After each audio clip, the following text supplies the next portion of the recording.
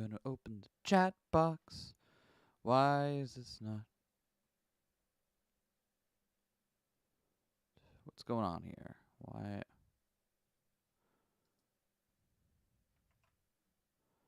Is that not making sound? Oh, it's going to that. Why is it going to that? There it is. Okay, that explains a whole lot. Well then.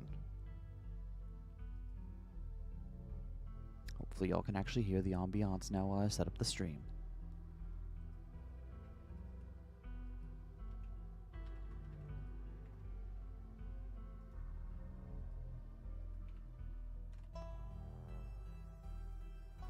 Hello, Henri. Your point is taken. I know I owe you a Vaporeon, Henri.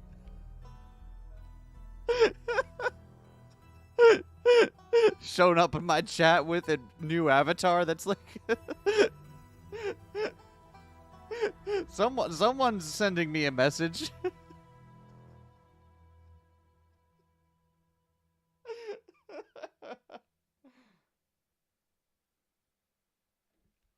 Anyway.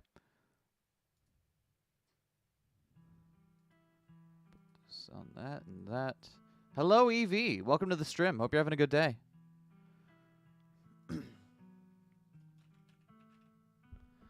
After this, we will finally be caught up in our parallel Scarlet Hollow playthrough.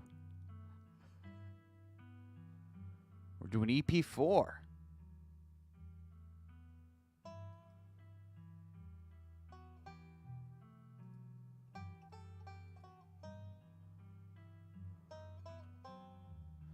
It didn't use the literal copy pasta as PFP.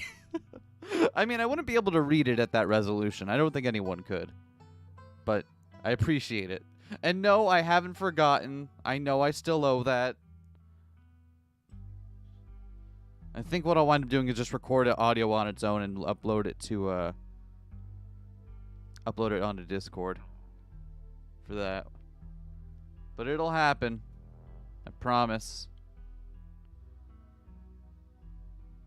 I don't renege on my promises. I'm not. I refuse to be the person who backs down.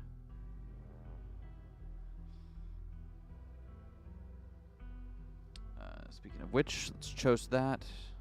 Let's tweet that. Oh. Grab that and slam that in the Discord. Bam!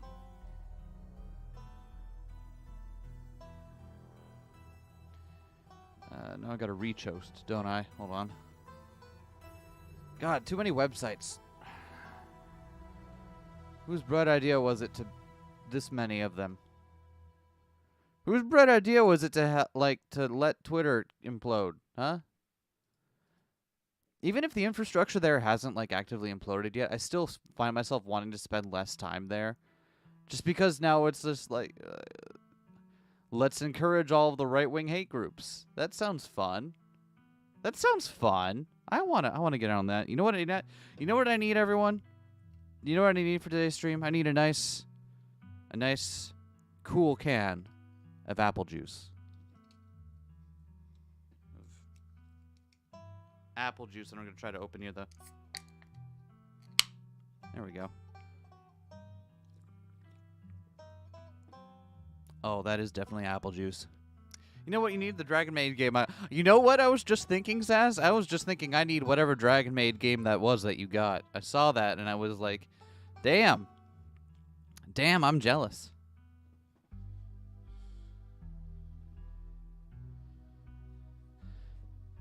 It's a shmup? Okay, well, now I absolutely need to play it. Shit.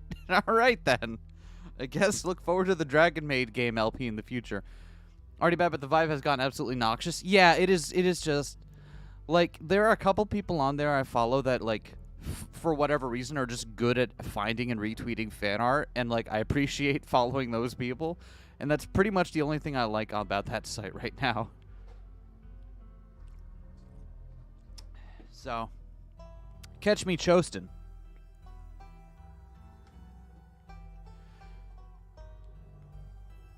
Oh, hey, it's noon. Let's get this show on the road.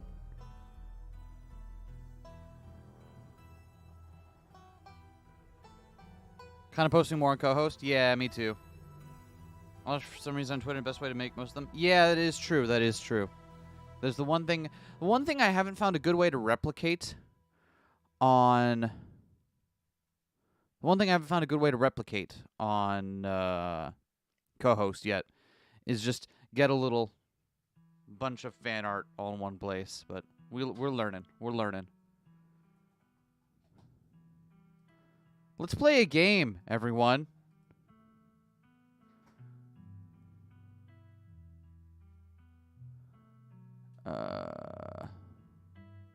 Wednesday end, right? Here we go. Like to see a recap before starting episode 4? No, we're good. You open your eyes. It's a brand new day. Last night seems so far away. You can almost pretend the horrors you witnessed in the annex were nothing but a nightmare, chased away by the harsh morning light. An involuntary shudder runs down your spine, but your thoughts are interrupted by the buzz of your phone on the nightstand, which sounds suspiciously like the hot water heater, and not this delicious can of apple juice. I actually would. Thank you, Viv. God, so I learned recently, after picking up a 12-pack of this on a whim, that the cider the hard cider I used to drink, like about a decade ago, now to my current palate just tastes like apple juice, and that makes me a little bit sad. Like, my palate's refined, right? That's fine. But I can't drink this now and think of anything other than just like, oh, this is boring. Makes me sad. Still trying to wrap my head around what Tabitha did last night. I haven't been able to get a hold of Stella today. Have you heard from her? You check your messages. There's nothing from Stella. Let's shoot off a. We're going for a Dilf route, right? So we don't necessarily need to get closer to Stella, but we want to make sure we're still friendly. Hi, Viv. Yes, I did say Dilf route. Thank you for asking me questions where people can't hear your half of the conversation. Let's see. Let's give her a call. Hey, what up? Just kidding. I'm not able to come to the phone right now. This is actually a recording of my voice. It isn't really me. Technology, huh? Anyways, leave a message or don't. I never check this thing. Mailbox is full and can't accept messages at this time. Reached GP4 in your third run yesterday, and so this will be a nice primer. Yeah. Never mind how Stella is. How are you doing? What if everyone in a rush? Probably still shaking up. What if Wayne got her? Stella disappear like this sometimes?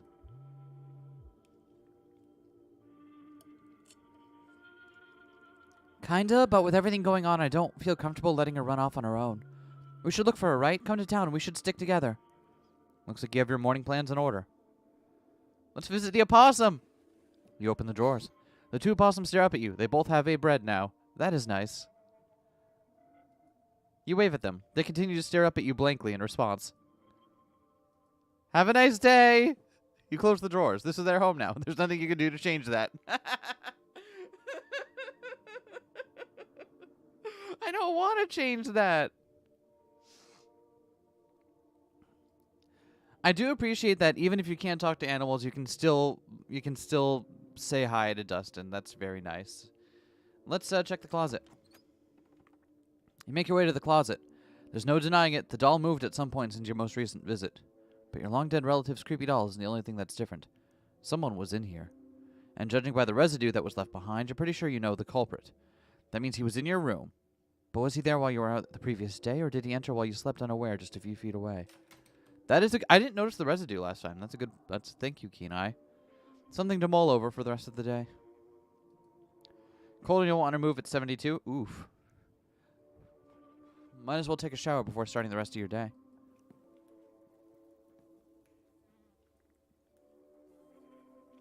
You step into the guest bathroom and into the shower.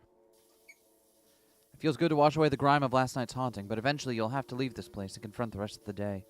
In the meantime, you think about the door in the clinic, think about your cousin, and the burdens, both physical and metaphysical, she took upon herself last night. Think about the afterlife. Stella. Scrub feverishly, trying to scrape away the dirt. Think about Sybil's warning. Let's think about our cousin and the burden she took on, both physical and metaphysical. You're done here. You turn off the faucet and dry yourself off. Let's head downstairs. It's time to face your cousin. Damn. Tabitha is not looking great. Why are you coming into your room at 3 a.m. to fix your blanket like a corpse BF? Like a good corpse BF? Yeah, it's nice of him. In the lighter day, she looks even more physically worn than she did last night. Streaks of white cut across her hair and new creases line her features, accentuating her frown. They're striking. This week of all weeks. As if I didn't have enough on my plate already. Your cousin has been ready for this. The next few days will wear on her, but anyone paying attention to this town would have known this was coming. Tabitha isn't one to have her head in the clouds.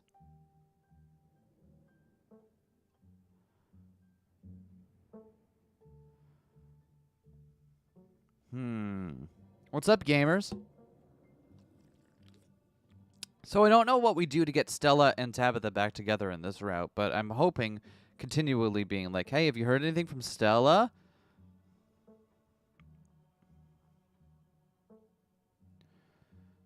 Have you heard anything from Stella? We can't get a hold of her. No, but that's not exactly newsworthy. I'm sure she's just processing what happened last night. We weren't the only ones who were traumatized.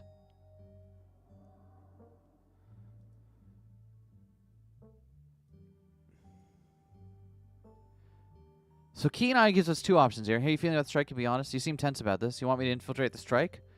That's why the ditchlings are here. They were predicting the strike. Usually I'm pro-union, but do you know what the strikers even want? You could probably just see this coming. Just give them what they want, Tabitha. That's the right thing to do. So you just give it, fighting the inevitable. Fire all of them. Sure, it'll be easy enough to pick up the pieces. Can't believe the gall of these people. After everything you've done for this town, some people just never understand the burdens of leadership. Really in a difficult spot. With everything else going on, it's hard to care about something as mundane as a strike. Let's, How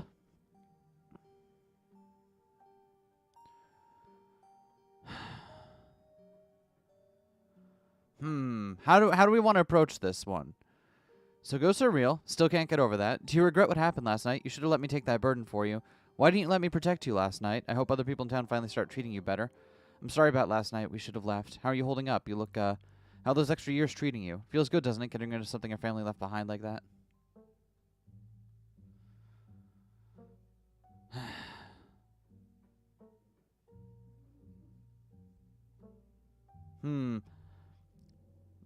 Apropos Wayne, I may have simped so much I got an achievement on brand. You can simp Wayne so hard that you get an achievement for it? Nice.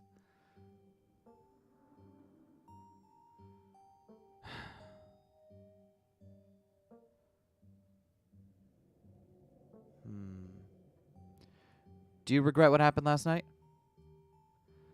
I appreciate your concern, but I'd rather not talk about it. Does that answer your question? Fair enough. Goopy corpse boyfriend, yeah, we do.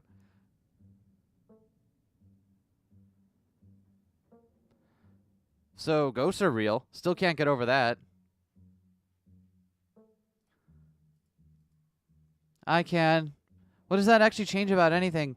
I was probably going to die young anyways, and I still have a mind to run. Jesus Christ, Tab. All right. So, this is really funny because I had a wonderful coworker who could be a bit nihilistic at times, who was also named Tabitha, and bless her heart, every single time I'm hearing some of these Tabitha lines, I'm like, damn girl.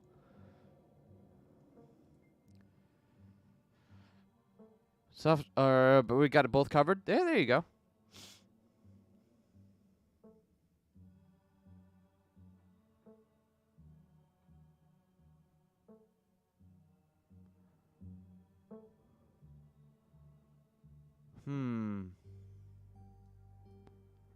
Done long enough. Stay safe. No more hijinks. But let me know if you get in trouble, alright? Tabitha slips past you, her heavy boots thudding down the hall as she marches away to face her employees. Time to figure out the rest of your day. Fuel up with a quick PB&J. If Stella's MIA, who knows when you'll get the chance to eat. You make yourself a PB&J in anticipation for the long day ahead of you. And that's that. From your eavesdropping in the general store yesterday, sounds like Tabitha's keeping something out back. Now that she's gone for the day, you can investigate the garden to your heart's content. The air is chilly today, the overcast sky hanging oppressively over the weed-choked flower beds. Venture deeper into the garden. Sybil mentioned an enclosed space. There's a shed out here, but the greenhouse fits the bill. Oh, so we can still go find the goat. Oh, that's cool. Investigate the greenhouse. Start carefully picking your way through the underbrush. Doesn't take much effort to find a path. Cuttings of prickly raspberry bushes and tangled vines litter the ground around the greenhouse. You step toward the door. It's sealed shut by a lock, and you catch a brief glimpse of a horned shadow through the ancient cloud of glass. It was a goat. What a strange thing to keep in a greenhouse, especially one so isolated and overgrown. When are people going to learn that a mere lock can't keep you contained? You pop it open with ease.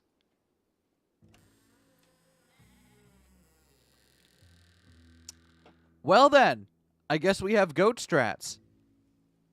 A warm barnyard smell floods your senses as you stare down at the goat within. It stares back up at you from its place on the tiled floor, surrounded by dirty derbs.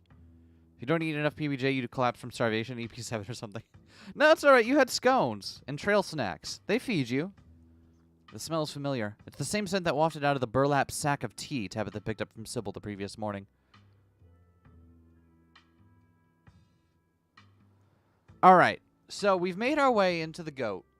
We know the goat is here. And we know the goat is eating whatever Sybil was giving, whatever Tabitha was getting from Sybil. However,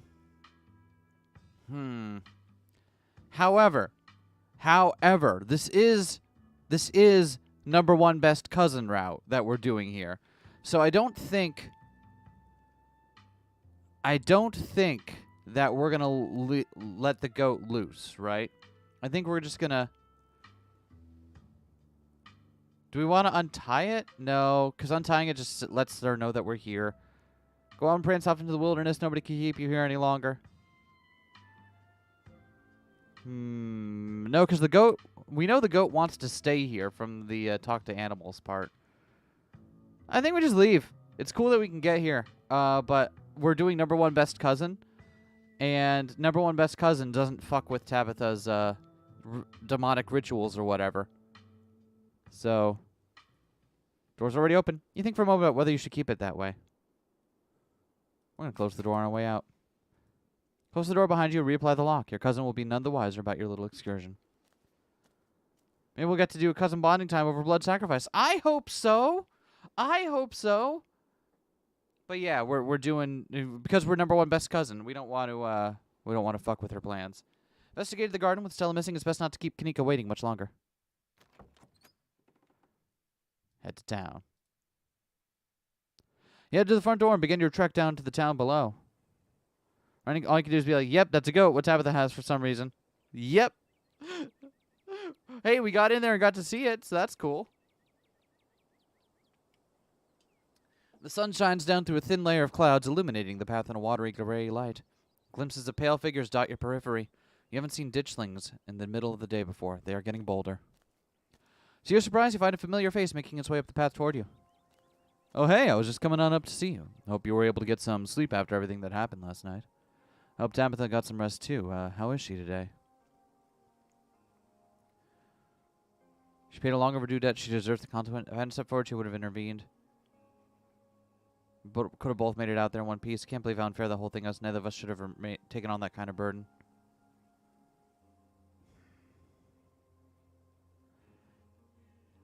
She's back at work already? With the strike and all? Guess the cat's out of the bag then, isn't it? Yeah, it's not a great time for her to take a break. I passed the diner on my way here and it was full of miners. Guess that's their base of operations or something.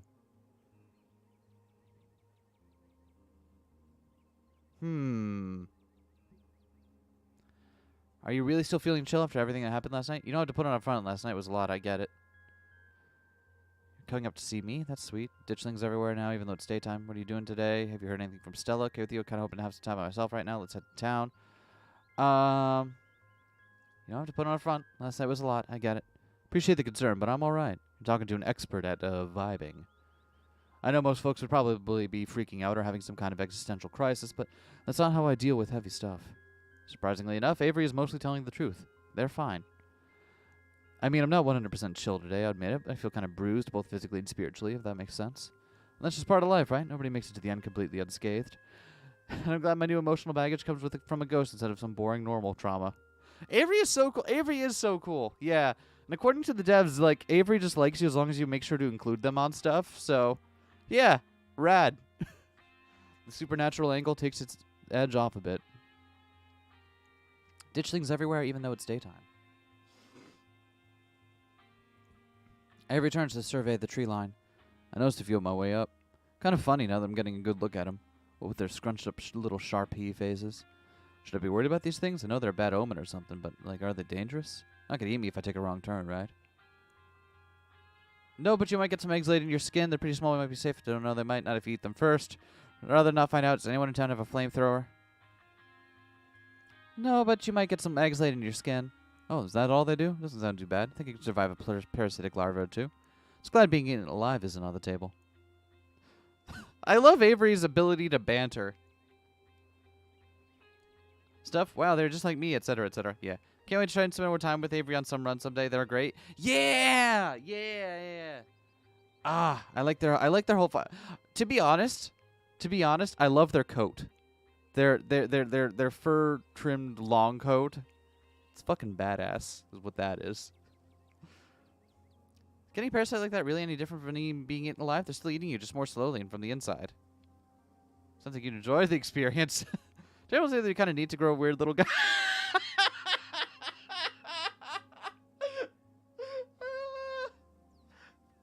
Is it terrible to say that it would be kind of neat to grow a weird little guy?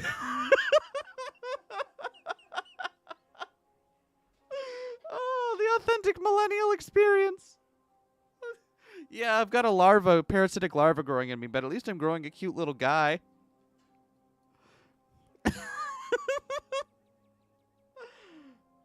Want parasites in me unless it's Baroque where parasites help you.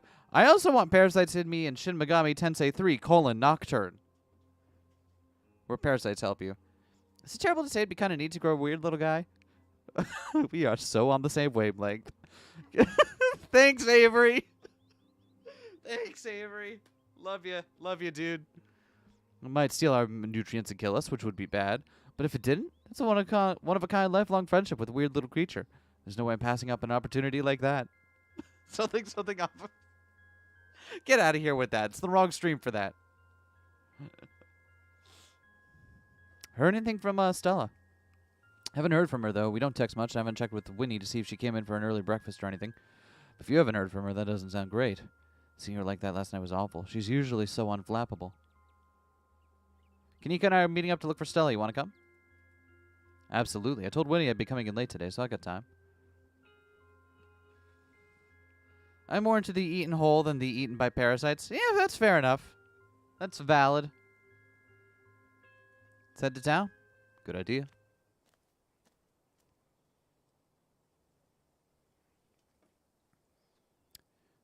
It isn't long until you once again find yourself on the main street of Scarlet Hollow.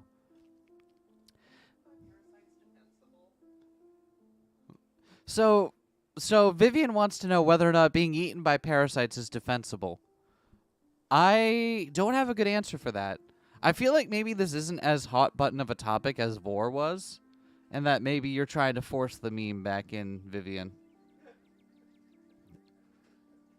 Who, again, has refused to come over here and talk on the microphone, so it sounds like I'm talking to myself, but I swear is here.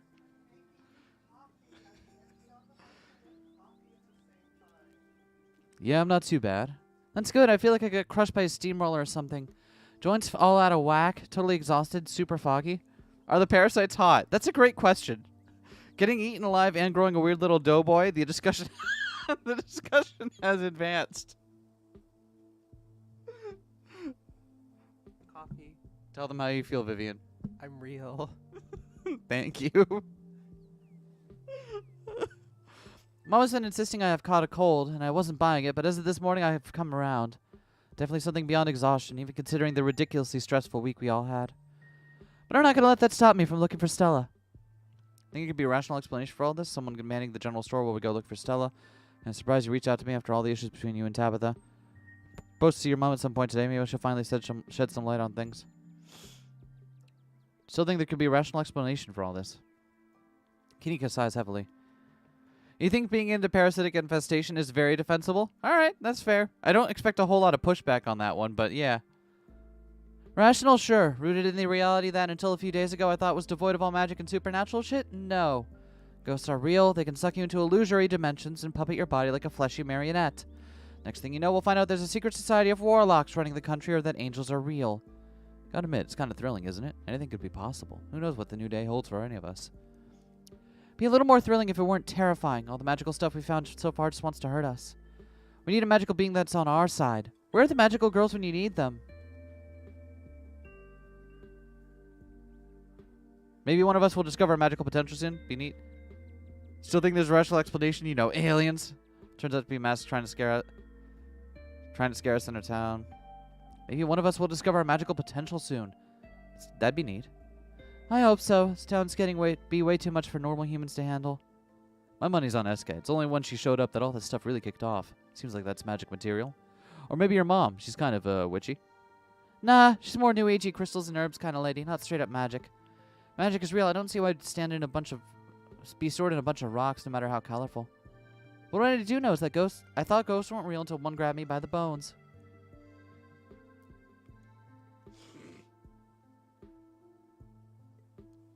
Shall we ask her what she really thinks of us?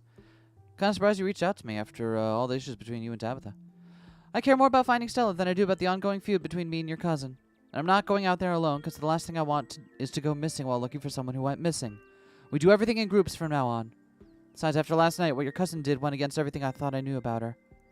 It's definitely making me question if I actually know the real Tabitha or if I've just been tricked into buying some front she puts up to seem intimidating. I don't like how much I've been forced to question my perception of reality lately. This sucks. People shouldn't be judged by their family anyways. Whatever people may think of your cousin has nothing to do with you. Fair enough.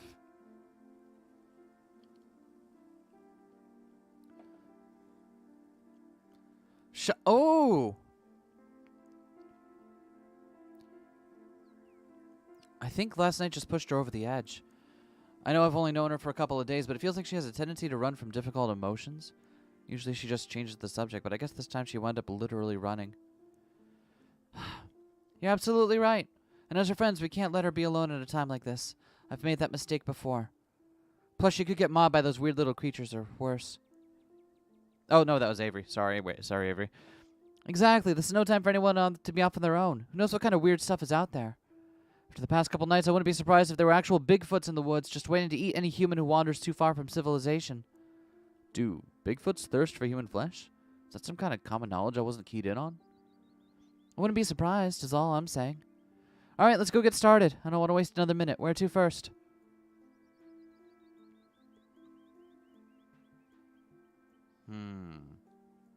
We have street smarts. We can probably get more stuff out of Stella's computer, right? Some people already... Oh, wow. Okay, Henri. We're just going full on... We're just going full on it today. All right, that's fair. That's fair. Let's go to Stella's house. Good place to start. Maybe she just slept in. That's what I'm hoping. Would have gone already, but kind of nervous about doing anything by myself today, just in case I ran into yet another horror from beyond the veil or whatever. Bigfoot's and Yeti's equivalent? Roughly. You make your way towards Stella's house. The door is pristine as any old wooden door. No bloody handprints in sight. Any telltale sign of a Wayne absent. If something happened here, it didn't involve him, at least not the front door. Kanika knocks anxiously on the door. It creaks open. The house is quiet. The world outside muffled as you take a cautious step over the threshold into the muted air of the living room. If you're feeling Stella won't be emerging from the shadows to sleepily greet you. This doesn't look like a break-in. Looks like somebody left the door open. Stella or someone else was in a hurry when they left. Nobody's here, and I don't think Wayne came knocking at the front door. Yeah, I don't see any goop, but he could have gone into the back or a window. It'd be a really weird coincidence if the front door was open and someone broke in somewhere else. Or maybe that's just wishful thinking. Guess we won't know till we go inside.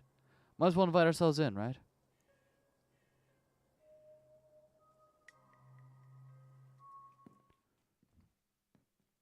Apropos of Bigfoot, shower thought. We questioned if Wayne might be a weird take on Bigfoot, but he missed something. His odorous corpse stink. He isn't Bigfoot. He's Skunk Ape! Holy shit, he's Skunk Ape!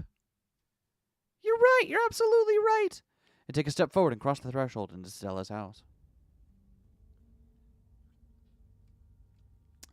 Aside from a corner of the room dedicated to Gretchen, Stella's house almost feels like a museum. Everything's organized with the sort of tidiness you wouldn't expect from someone as rough and tumble as Stella, and only a handful of objects feel like they belong to her. Whatever happened to Stella doesn't look like it happened here. Doesn't look like there was a struggle or anything. Doesn't happen in another room where maybe someone or something caught her off guard. Didn't have to add that last part. I'm gonna forget you said that. Just be thankful this doesn't look like a crime scene.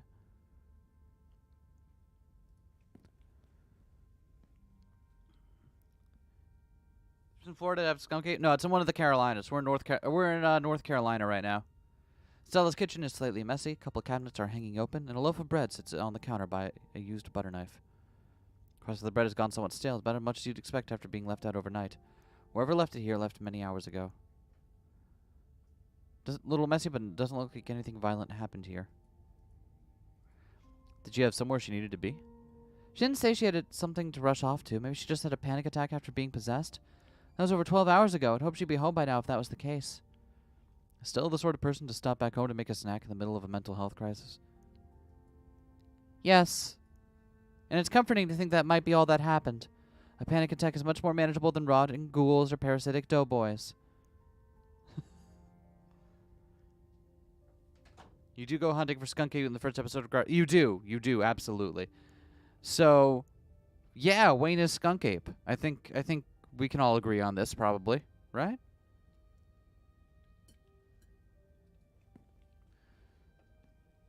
You make your way down the hall to what you assume to be Stella's room. She's not here. Though it's a little untidy, it's the usual sort of untidiness that accumulates when someone doesn't often have guests in their bedroom. Aren't any signs of violence. No streaks of blood and pus that might belong to a certain phantom minor. He hasn't been here. You do notice, though, that her jacket is nowhere in sight. It isn't in her closet, and it wasn't on the coat rack in the other room. Stella's jacket is gone. The Letterman one. It wasn't on the rack in the other room. It's not in here, and she didn't have it yesterday. Okay, I'm sold. Between this and the kitchen, she must have come home last night. Seems like she was the one who decided to leave. No struggle or anything. Snooping? So here's the thing. We've already I want to know what it is on her. I want to know what we get from Street Smart and Keen Eye on her computer. But also, we've already just talked our way into, like, very convincingly saying that, like we've already managed to Sherlock our way into convincing them that. You go to check Stella's computer. Not sure we should be snooping on her computer. Isn't that invasion of privacy? We broke into her house, right? For all we know, there could be some sort of clue on there, like a note detailing exactly where she is. We didn't break into her house. The door's left wide open.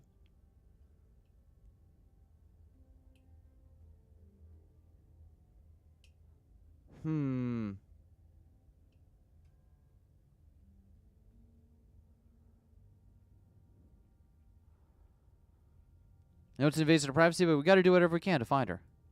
Okay, fine, but I'm going to stand over your shoulder the whole time. Make sure you don't go looking for anything personal. Wait, she's going to stand over our shoulder? Huh. Kanika doesn't trust us. Interesting. Interesting. How do we find anything on here? I'm suddenly a lot less worried about an invasion of privacy, a lot more worried about this being a complete waste of time.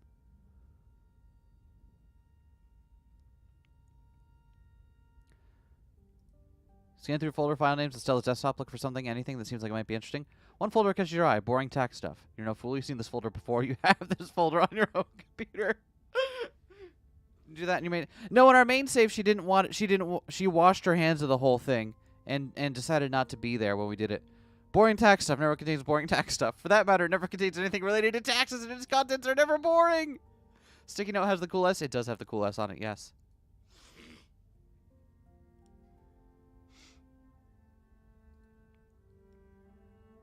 You open the folder. You're surprised to find it contains a carefully mapped out diagram of the Scarlet Hollow mines, including holes in fences and areas with low visibility. Also a handful of old photos of Stella and Tabitha together as teenagers. Tabitha wears an uncharacteristic grin, an authentic, joyful smile. And Stella's eyes are somehow brighter and less tired. Both of them seem to be living in a happier time. Okay.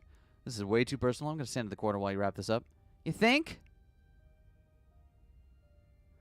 Alright, so. Tabitha like this are both surreal and adorable. It is.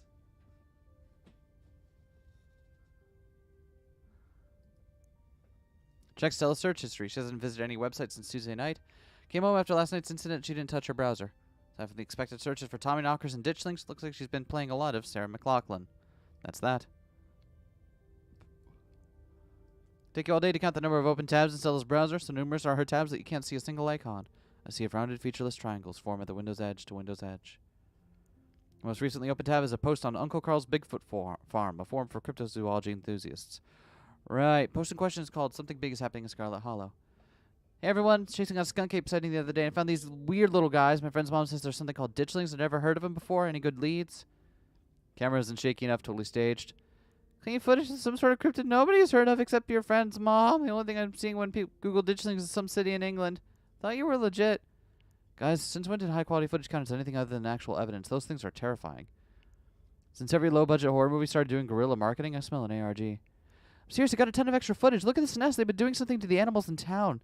Apparently some sort of bad omen, like Mothman. Okay, I'm listening. I love me a Mothman. I believe you.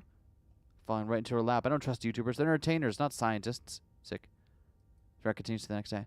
So 1, this is an ARG. I would never. 2, you're not going to believe this, but we went to abandoned mine last night to investigate things. I'm pretty sure we found some Tommyknockers. Listen to the knocking we managed to catch on tape.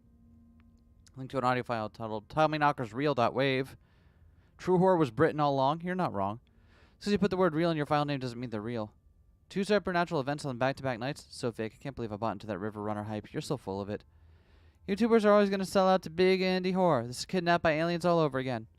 Also, low doorway things now, loud popping noises. This is definitely an ARG. Did you sell it to Pillsbury? Stop cyberbullying her, or I'm going to call the mods. Locking the start to give everyone a 7-day ban. No cyberbullying, no self-promo. Thread ends. Ouch.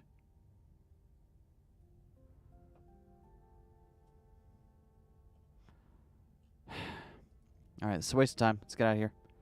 Good. Oh, I got an achievement for that. Hacker Man. Alright, so, rad. Big Indian oxymoron? Kind of, but also not.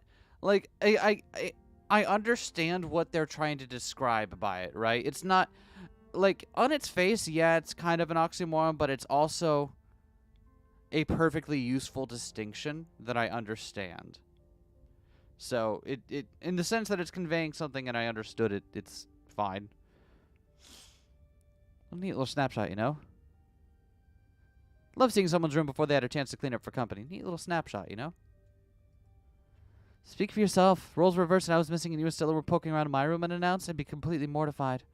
Spoken like someone with a whole lot of secrets. My room is immaculate. A guest could drop by unannounced at 2 a.m. and I wouldn't sweat a thing.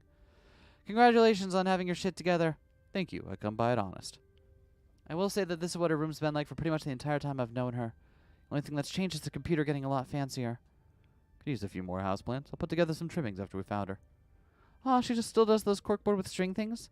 She loves putting the strings on there. Don't think they actually mean anything, but they're more for decoration anyway. Don't think we're going to find much else here. Let's move on.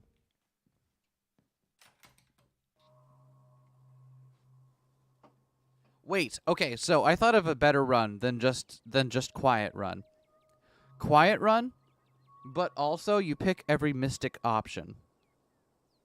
So you like, so you're very quiet and you don't talk, and the only times you speak up are to say some weird cryptic shit and then move on.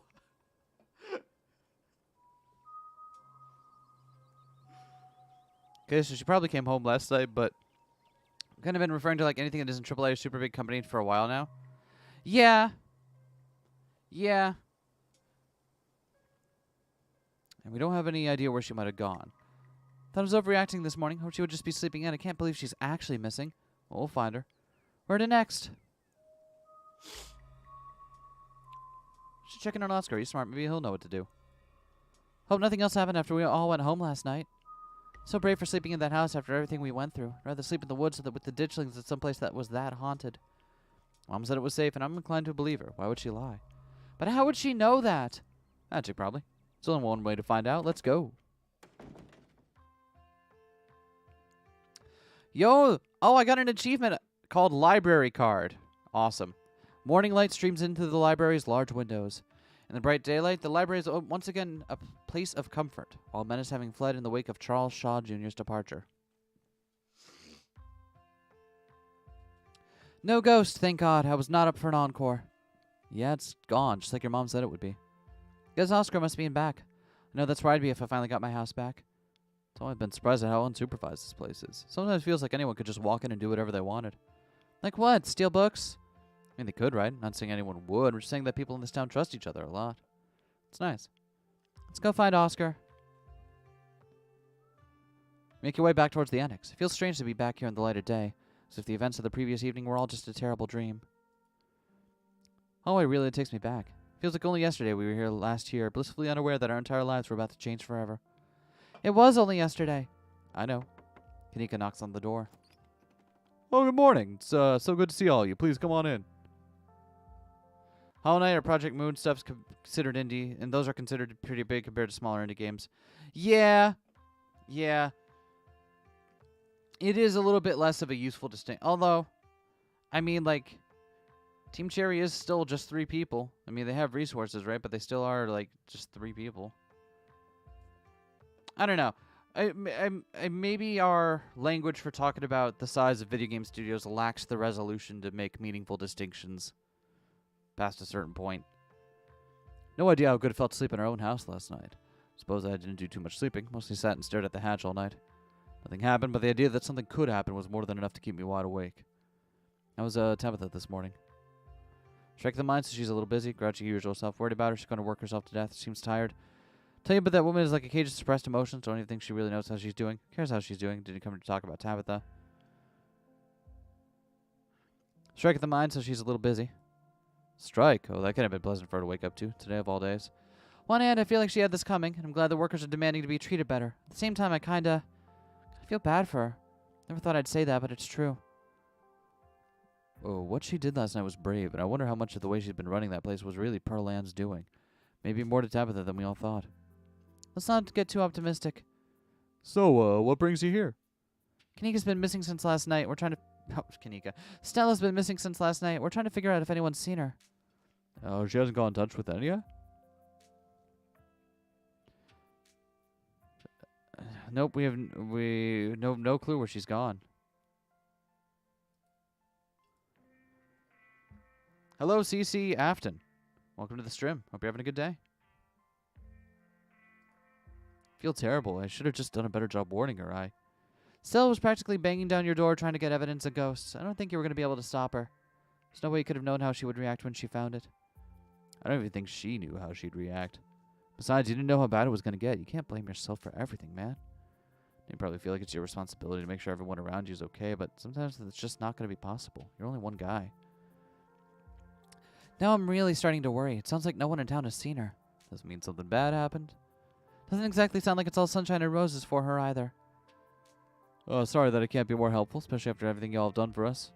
Time's of the essence right now, but while you're here, I want to let you know that I'm determined to do whatever I can to help investigate what's going on in our town.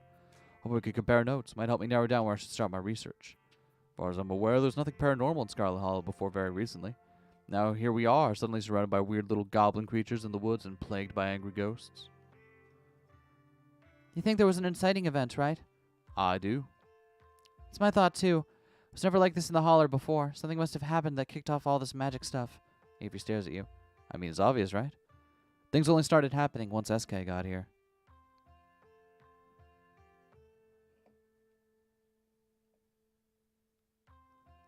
You're not wrong. Exactly. If there's a catalyst for all this, why wouldn't it be a lost Scarlet finally coming over to Scarlet Hollow? If I may, Eskay getting into town wasn't the only major event that's happened lately. Pearl Ann died over a week ago. The creatures in the woods were already reproducing by the time she got to town. Not to mention, I started seeing things in our house before Pearl Ann passed. I think I never thought to make note of exactly when the spirit made itself known.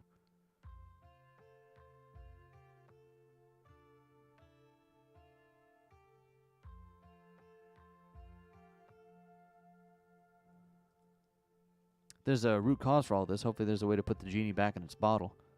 I'm doing my best to find out if there have ever been any similar events and whether there's anything special about Scarlet Hollow that might explain what's going on.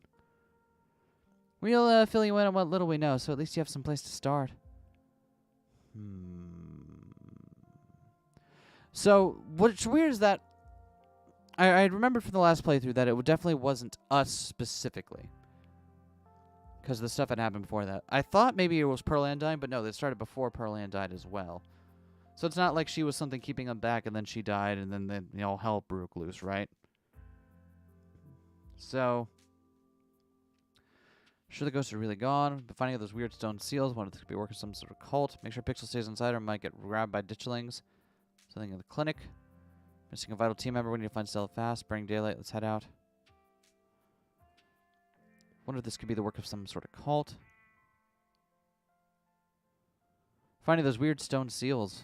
Maybe there was one in the mines and another in your basement. Might be more.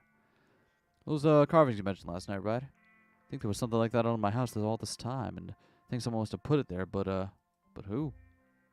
Give me quite a few threats to follow. Thank you, Eskay. Eskay, didn't you say you felt something similar to the mine seal outside the clinic yesterday? Hope that doesn't mean something weird's about to happen there, too. Uh-oh. Losing the only doctor's office in town seems like it would be bad. Here's hoping we sort things out before that becomes an issue. I was thinking about filling up that basement with cement, pretending it was never part of this house, but if we're all here, maybe we should go down and, Oscar sighs. Take a closer look at the carving, seal, whatever it is. Oh, heck yeah. It'd be like checking out behind the scenes of a haunted house the morning after. I mean, I know you're joking, but that's literally what we'd be doing, right? Now that you mentioned it, yeah, I guess that wasn't the best analogy. Hello there, Joe. Welcome to the stream. Hope you're having a good day. We're playing through EP4 of Scarlet Hollow today. Been bad enough going into a haunted house and abandoned coal mines at night, but something feels so much worse about going down there in the middle of the day. Can't say I'm thrilled at the thought of it either, but we do need to do whatever we can to start getting ahead of things. They don't think this is a good idea. How do we know that cement wouldn't work? I mean, if you put cement on top of it, I have a feeling what would happen is that main character would be compelled to find a jackhammer, right? Like, we know what happened with the one in the clinic, right? You just kind of, main character gets, like, monomaniacally focused on getting towards the seal and experiencing whatever it has for them, right? Like, it's fine now because we've already seen what it has to show us, but, like, I'm pretty sure what would happen is that we would be compelled to find a jackhammer. Cement is delicious, TBH. Eh. I've had worse. I get it. Don't want to go back down there, but we have to check it out. Going down there's worth the risk. We've been seeing the distance in broad daylight. Don't think we have the luxury of turning down clues. Fair enough. Let's go, Oscar. Conquer your fears. Hell no. Ghost or no, there's still a 100-year corpse down there that was murdered by Meemaw. Never open that hatch again. Ghost gone with the carving might still be able to do something to us. We should leave it be. Trying to dig around in your basement right now. We're still on Stella Quest. Nah, we know where Stella's at already, so she's fine. I mean, we don't know that in the game, but we know that, so. Don't have the luxury of turning down clues. Couldn't agree more. After everything you've done to keep my family safe the past 2 days, I'm not going to risk losing our home because I was too scared of an old stone carving. Scar, I feel like this is a bad idea. What, you don't want to put yourselves in another potentially life-threatening situation? Not if I can help it. I'm not really a hands-on kind of investigator. That's Stella's thing. You don't have to go down there with us. You can wait upstairs, you know. Oscar leads you back down the familiar hallway to Rosalina's room. Oh, hey, Dad. What are you doing all in here? I'm going back to the basement, Rosa. Afraid there's something down there that might help us figure out what's going on in town. It's probably best you go to the library while we, No way. If you're going down there, I'm going too. Remember what you said last night? No more secrets. We're in this together. Oh. God damn it, Henri. You're right, Rosa. You can come with us. No more secrets. Am I the only person in this town who doesn't have a death wish? Sybil said the ghost is gone. I don't really think there's anything to be afraid of down there anymore. Just give me a moment to move all this out of the way. Oscar gets to work moving the furniture from the trap door, his broad shoulders making the quick work of it. Before you and your companions know it, you find yourselves transfixed to the trap door.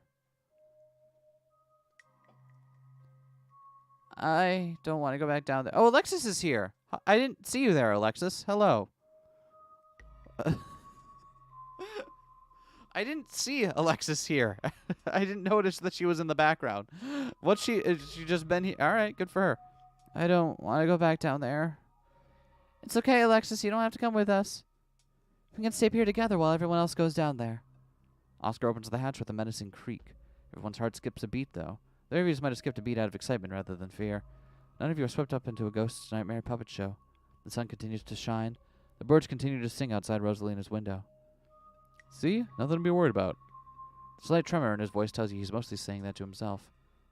Shall we? You sure want to do this, I won't stop you, but I do not like the vibes I'm getting from that pit. I got an achievement as well. The excavation of Oscar's basement. Neat. You ascend to the basement stairs, and you find yourself in the same cold, unfinished place you were in last night. You can't shake an impressive feeling, but whether that feeling is driven more by the trauma of the past night or by something more tangible, you're unsure.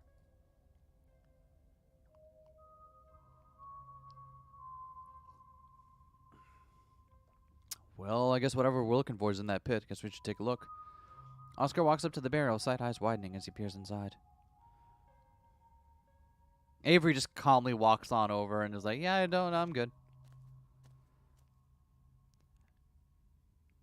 The eternally screaming remains of Charles Shaw, Jr. are exactly where you left them last night, staring back at you from empty sockets. The carving lies beneath him, the heavy, cold stone acting as his coffin.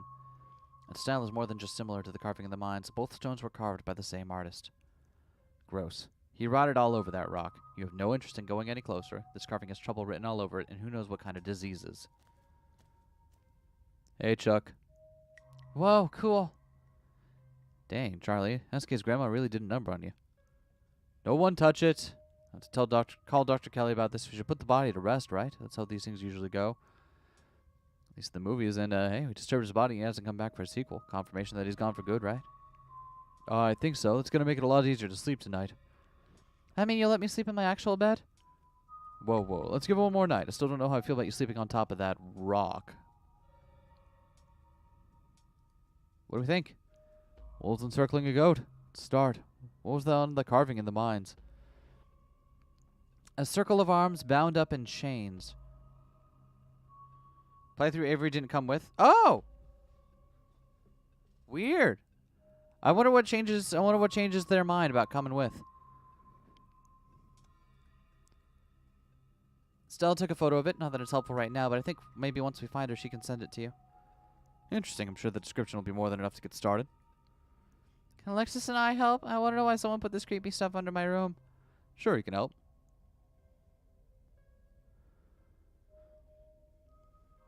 Well. See nothing?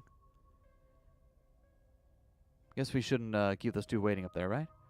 If I were them, I'd definitely get nervous if we took too long down here. Part of the Scarlet Hollow is when Charles Shaw Jr. said, it's rotting time, and then rotted all over that stone. Nice. It's like a 20 by 10 by 20 foot basement. It's pretty spacious, TBH. You and the others make your way back up to Rosalina's room. I mean, it fit a whole ghost court in there, right? Wonder how much it would cost to fill it with cement. Probably prohibitively expensive for what it is. Right? Because that's like a big-ass volume of cement. I don't know. Board it up, recarpet the thing. Pretend it never existed. As soon as you're all in one place, Oscar closes the trapdoor and moves the pile of furniture back in place. Did y'all get possessed or cursed or anything? No, but we did see a dead body. Close enough. Glad I stayed put. Alexis, you want to see a picture of it? You, okay. I'm not sure that's appropriate. Alexis' parents might not approve of you showing their daughter pictures of dead people. They let her watch all kinds of scary movies, Dad. It's fine. Maybe she can help with the investigation, too. Yeah, it's totally okay, Mr. Gutierrez. I don't want to see it in person, but I do want to see it.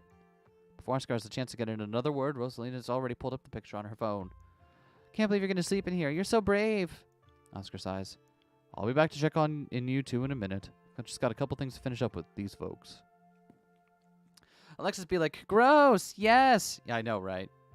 Creepy ghost basement in my room. I'd be both paranoid and excited. I mean, yeah. I'd be paranoid and excited about it, too. Just, I don't know which one would win out. More than enough to get started on my research now. Is there anything else I should know about? Picture stays inside or he might get grabbed by ditchlings. Ditchlings are those things for the woods, right? With those faces. Yeah, the anguished doughboys. Kind of like them. It's like a hidden object game out there with all the weird little faces peering out of the bushes. Like them? We're talking about the same creatures that have been laying eggs in the local wildlife? I don't want to get friendly with them or anything. I just think they're kind of interesting. To each their own. Will do. Can't imagine how devastated Rosalina would be if something were to happen with him. Especially with everything she's been through.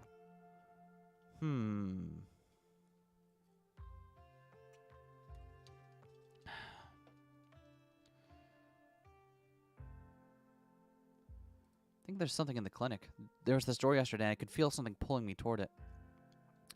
Right, I'd almost forgotten after everything that happened yesterday. Said there was something there that reminded you of the mines, right? I'll see. I'll dig up what I can on the clinic.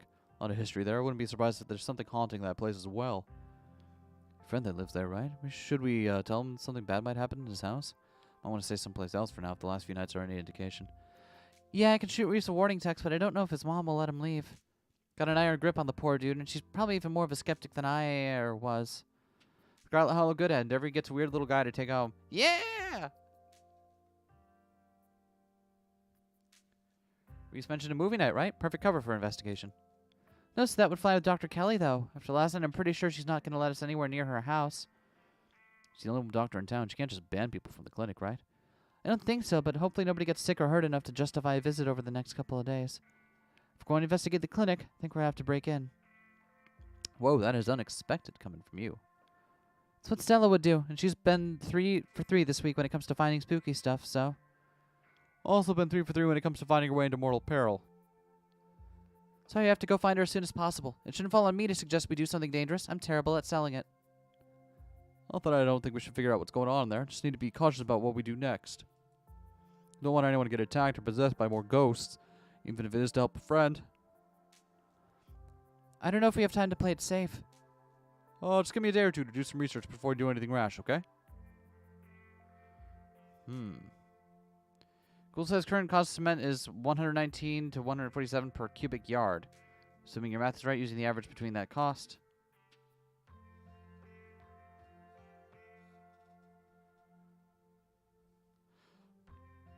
I'm waiting with bated breath. 177,000 to fill the basement. Did you include the hole? Did you include Charles Shaw's hole in your calculation there? Because that adds a little bit on. But yeah, we're talking like most of $1 million to fill the basement with cement. Not most of. A good fraction of. What is that? Like 1/5 of $1 million? Almost?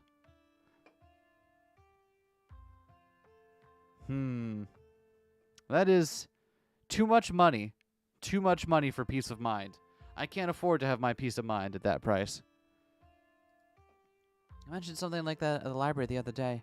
There was a cult in Scarlet Hollow. I feel like I'd know about it.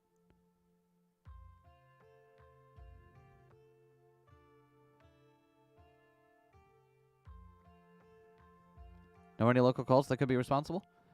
It's not good all satanic panic just yet. I know it's not looking unlikely at this point, but having lived in this town all my life, I feel like I would know if there was some cult that ran the place. Seems like it's the kind of thing that wouldn't be easy to keep secret in a place as small as Scarlet Hollow. So the budget of a small town with essentially no local government. Yeah.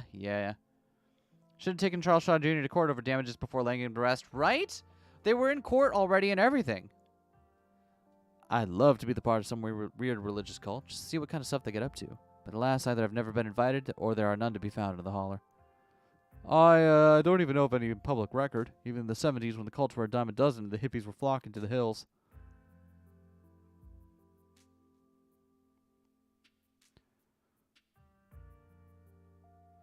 So you got something to work on now? We should head back to looking for Stella. Oh, I do. Thanks for the lead, Eskay. See you around, Oscar. Let us know what you find. Oh, I will. It wouldn't let us flirt with Oscar. I know you can, but it wouldn't let us. Ah! Next time.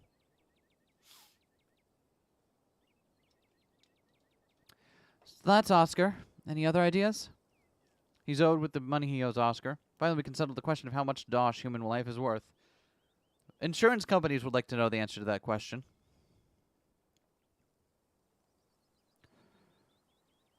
Let's check out the diner. Good idea. Folks tend to congregate there. Maybe we'll run into someone who's seen Stella.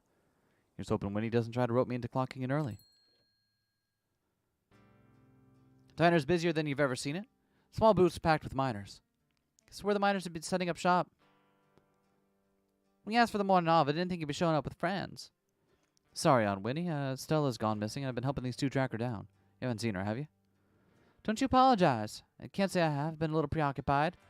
This is great for business, though. Fellas can have as much free coffee as they can drink if they can keep piling in like this. You need any help? Nah, Sal and I can handle this. One of your friends going missing is more important than a busy shift. Miners didn't even notice you enter the diner, and instead of speaking in hushed voices, argue with each other loudly enough for you to easily overhear.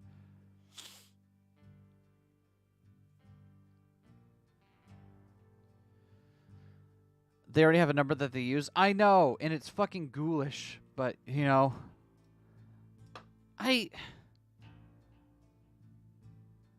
Yeah. Even if there is an argument to be made for, like, in some very narrow and specific instances, it does behoove us to have a number for that kind of thing for exactly this thing. It's still fucked up that it exists, right?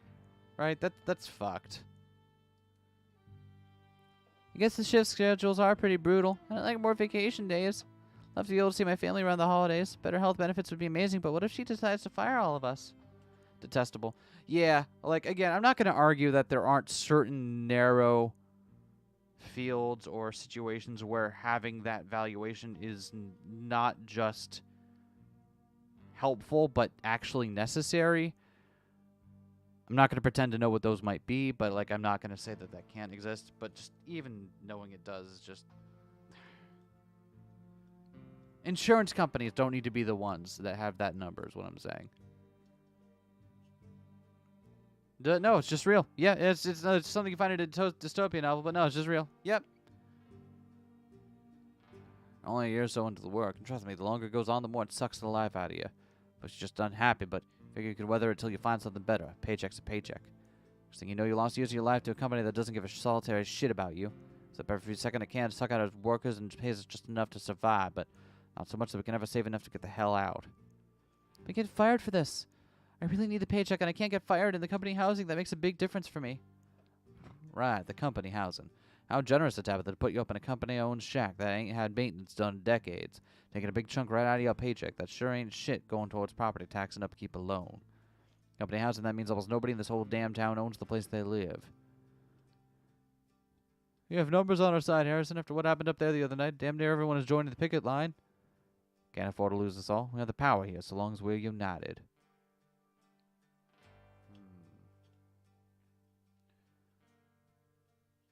So, do we want to weigh in on Harrison's situation? No, I have the feeling the last thing they want to hear, right, is the owner's cousin weigh in on this.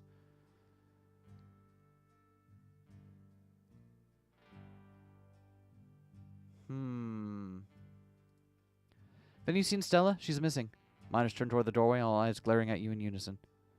YouTuber? No, we ain't seen her. As you can see, we got a lot going on today. We'd appreciate it if you didn't butt in. Harrison's voice drops to a barely audible mumble. Oh, she's all right, though.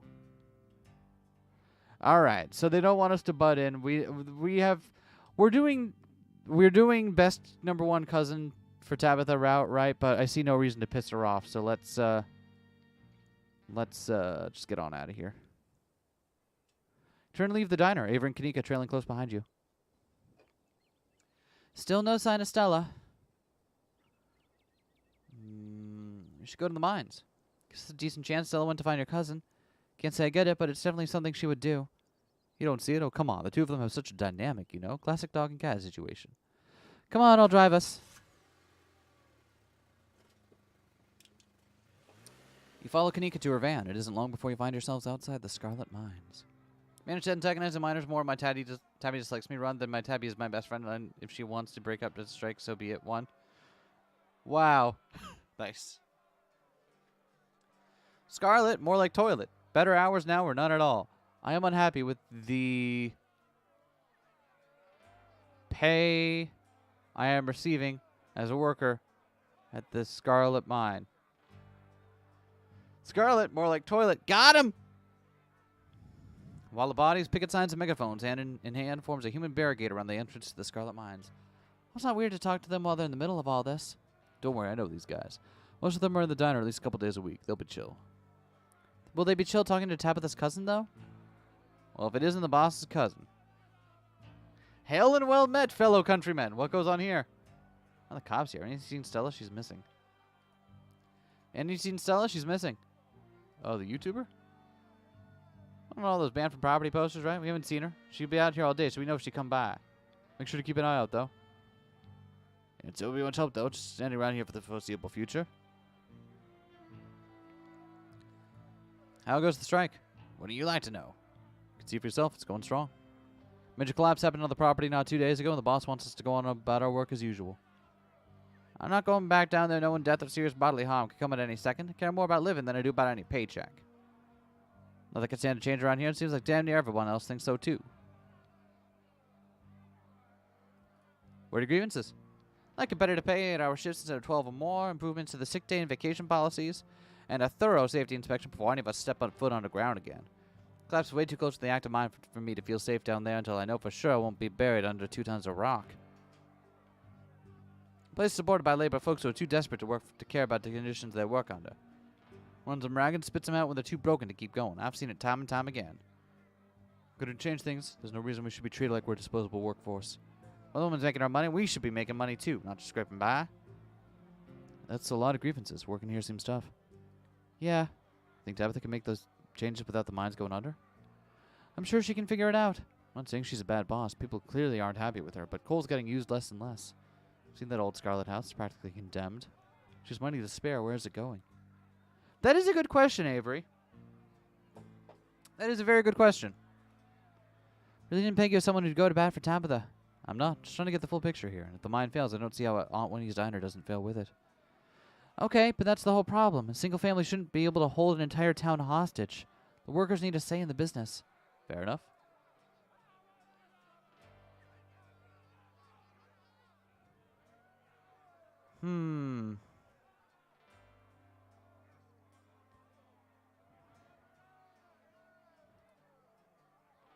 Why are the cops here? Miss Scarlet requested we supervise the situation. Mine's sourced a lot of jobs in town, and she just wanted to make sure nobody did anything hasty while expressing their concerns. It's a polite way of saying they're here to intimidate us.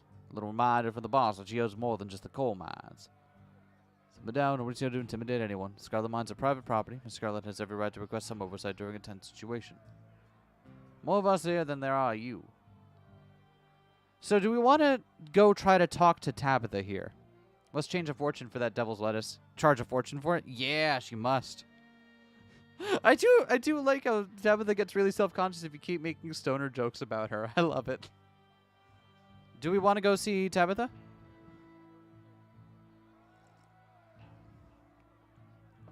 I don't know what needs to happen for us to get her back together with Stella, but like I have a feeling seeing her at every opportunity we can, right, is going to help. I need to talk to Tabitha. Saying you want to cross the picket line. You don't have to literally cross the picket line to get inside. There's always that whole Rosaline you used to sneak in the other day.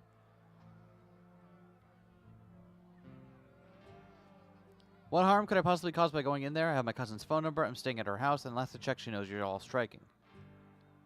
Block me from going inside. Can you vouch for me here? Can you just help me out? Let's go. Call Tabitha. Do we want to street smart this one? What harm could I possibly cause by going in there? I have my cousin's phone number. I'm staying at her house, and last I checked, she knows you're all striking.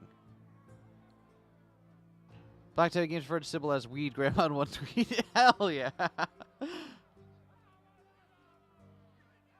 My cousin's phone number. I'm staying at her house. Unless I check, she knows you're all striking. Fine. Besides, there's not a lot you can do to derail things at this point anyway. Go ahead. I don't care if they're okay with you going in. I'm still not crossing a picket line. Besides, I don't think Tabitha would be too happy to see me. Just wait by the van while you go talk to her. Same. Everyone who works here is regular at the diner. I don't want to make things weird. See you on the other side. Quiet today. Empty beyond the ruckus at the front gate. The trail that serves as Tabitha's office looms above you on the hill. You walk up to Tabitha's trailer and knock on the door. Wait for a moment. No response. We're not... On this route, we're not going to try to catch Rodriguez in the act, right? We're not trying to get dirt. We're trying to be number one best cousin. Getting her back together with Stella. Knock again. Oh, for the love of... The door swings open. Oh, it's you. Should I go? Yeah, and try not to get yourself noticed, alright? Try not to get yourself noticed. Sounds like Tabitha's found a rat. Can't wait to romance weed grandma by drinking all of the tea, probably. Yep.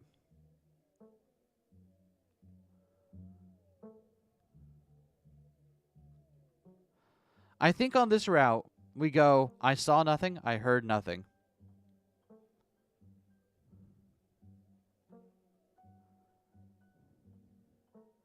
Right? Because we're trying to do number one best cousin. And number one best cousin is immediately a team player here. Or do we open with, hey, do you have a minute? It's important.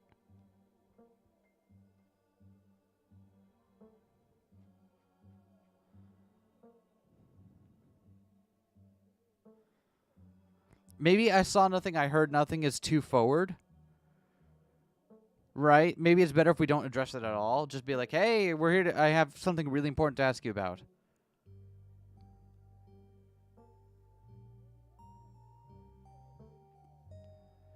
Least likely to antagonize the town? Yeah. Do you have a minute? Yeah. Minute? It's important. I can make some time. She didn't make time for... Oh! Yeah! Should I? I already said you can leave, Rodriguez. We'll talk more later. Door click closed. Rodriguez leaves Tabitha's office. Now, is she going to jump scare us? Do you think she's going to fucking jump scare us after everything that... Tabitha heaves a heavy sigh. Please just forget that you saw anything, okay? I can handle this on my own. She doesn't!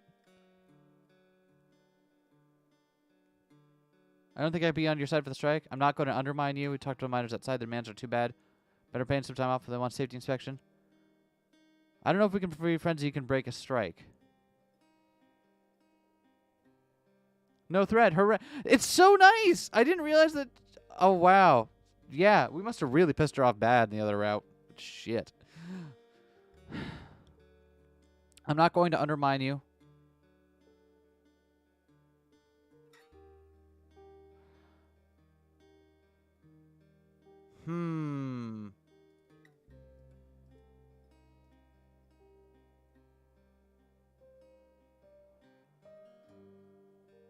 Yeah. Not going to undermine you. We're good, Tabby. Thanks. I'm glad we can have each other's backs. This whole thing is kind of new to me. Sure you didn't come all the way down here just to talk about the strike. Why are you here? Don't get me wrong, it's nice to see a friendly face, but you shouldn't be up here. It's my battle to fight. Stella's still missing. We've been looking all over town for her and don't have any leads. Tabitha groans with anxiety. You don't think that Wayne... There wasn't evidence that he'd been in her house or signs of struggle or anything. How do we know she even went home last night? She ran off in the opposite direction. She did? Seems like she went home to at least grab her jacket. Stella's been known to disappear for days while she's doing her videos, but I think we both know that's not what's going on. I'll see if I can figure something out, alright? I'm gonna keep looking for Stella. I'll see you tonight. That's all I want to talk to you about. I'm gonna keep looking for Stella. I'll see you tonight. Let me know when you find her, okay? I don't want to sit around worrying about her all day long. Tabitha's phone buzzes. I better get back to work. Stay safe out there, Eskay. Call me if you run into more trouble, but please don't go looking for any today, okay? I don't need you to go missing, too. No getting threatened. Cons. No option to bawl your eyes out to getting threatened. Leave the office, closing the door behind you. Find Kanika and Avery waiting for you outside.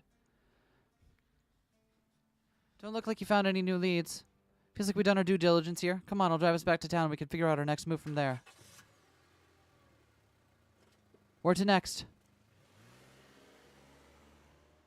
Check out the church. Church? Why? I see what you're thinking. Stella was confronted with evidence of the afterlife, so she might try anything to get into all that religious stuff. Worth checking out. Think we'd be barking up the wrong tree, but I guess you're right. No point not being thorough. Wouldn't mind stocking up on some holy water while we're there, too. Seems like a good idea to cover all our bases at this point. I don't think Baptists do the whole holy water thing, but I'm sure Pastor Daniel would pretend to bless some water if it meant keeping us around a little longer. Good enough for me. Let's not linger, though. I don't want him thinking we're possible converts. Kanika leads the way, taking you up the gradual slope toward the church. You know, I lived here a few years now, and I've never actually been to the church. It's probably for a good reason. Where is that weirdo? My. 4 visitors at once on a Thursday. This is unprecedented. But there are only 3 of us. Oh no, were we followed by a ditchling? Yo, sup, old people? It's Zane! Woo! Insert studio applause here. Oh, it's just Zane. What are you doing here? All the glimpses of death I've had in the past 2 days have forced me into the midst of an existential crisis, my dudes. I wanted to see if faith held any answers for me. Alas, I've not yet found the solace I seek. Give it time, Zane. It sometimes takes a while for the Lord to work his way into your heart, but when he does, you won't regret letting him in. Be sure to look over those pamphlets I gave you, and of course, I'm always here if you need to talk. Sure thing, Pastor D. Peace, y'all. Oh, man. I love Zane and his shirt that says Zane on it. That's my favorite. My favorite trope is people wearing T-shirts with their own name on it.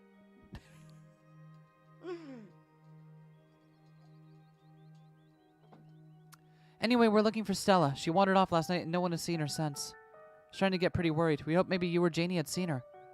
I can't speak for Janie, but I'm afraid I've never seen neither hide nor hair of Stella. I'd like to talk to my wife. She's over by the alpacas. Eskay, I was hoping we might be able to talk in private. Why does he want to talk to us in private still? So, in the other route, he wanted to talk to us in private because he clocked us as being able to talk to animals. You love we know, yeah, too love we know the devil. I was wondering whether or not you'd pick up. Yeah. It's we know the devil. Yeah, sure, dude with this shirt of himself. It's so good. Fucking camp. What is it? Group South? Is that who they are? God.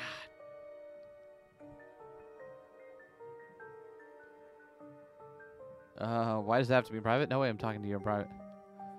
No way I'm not talking to you in private.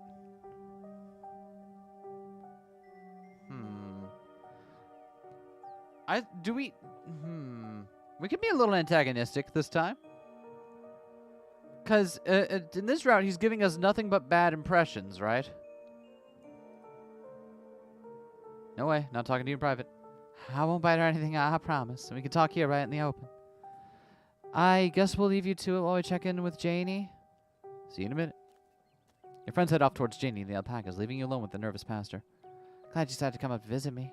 So many young people these days seem to think they can solve all their problems on their own. Meanwhile, God is right there ready to help them if only they let them into their hearts. The pastor's eyes dart back towards the alpacas. Okay, good, they're gone. You're new in town. What kind of impression did I make on you? Am I creepy? Keep telling people what to do instead of actually treating them like human. Care way too much about what people think of you. If you want people to like you, you have to not care about whether they like you. It's harsh truth you're slinging at me. Wasn't always like this, you know. Believe it or not, before I moved to Scarlet Hollow, I used to be pretty popular. One of the cool kids over at Harvard Divinity School. Interrupted by the sounds of a snapping twig and a high-pitched giggle, partly muffled by the underbrush on the edge of the property. Get the Group South tank top to compliment a Venus shirt? Yes, you do! Tulip, come out from there. You know you're not supposed to play in the woods. Tulip glances back into the woods, quiet as she hesitates. Are you going to be good, or are you going to skip story time tonight? I'll be good. You don't have to skip story time. I won't go into the woods, I promise. I know you won't, Tulip. Because you know it's too dangerous for little girls in there. Why don't you go help Mom with the alpacas? Just about time they got fed, and you can give them a hay. Yay! Tulip smiles broadly, seemingly excited by the prospect, and hurries off. Sorry I had to have a firm parenting moment just then. Been trying to run off into the woods a lot lately. It's really dangerous, even for adults. Massive trash dump not too far past the trees, but I see at least 50 years old, so it's grown over and looks like it's part of the landscape. Accidentally walking, you might find yourself falling into a hip-deep mound of rusted cans and broken glass.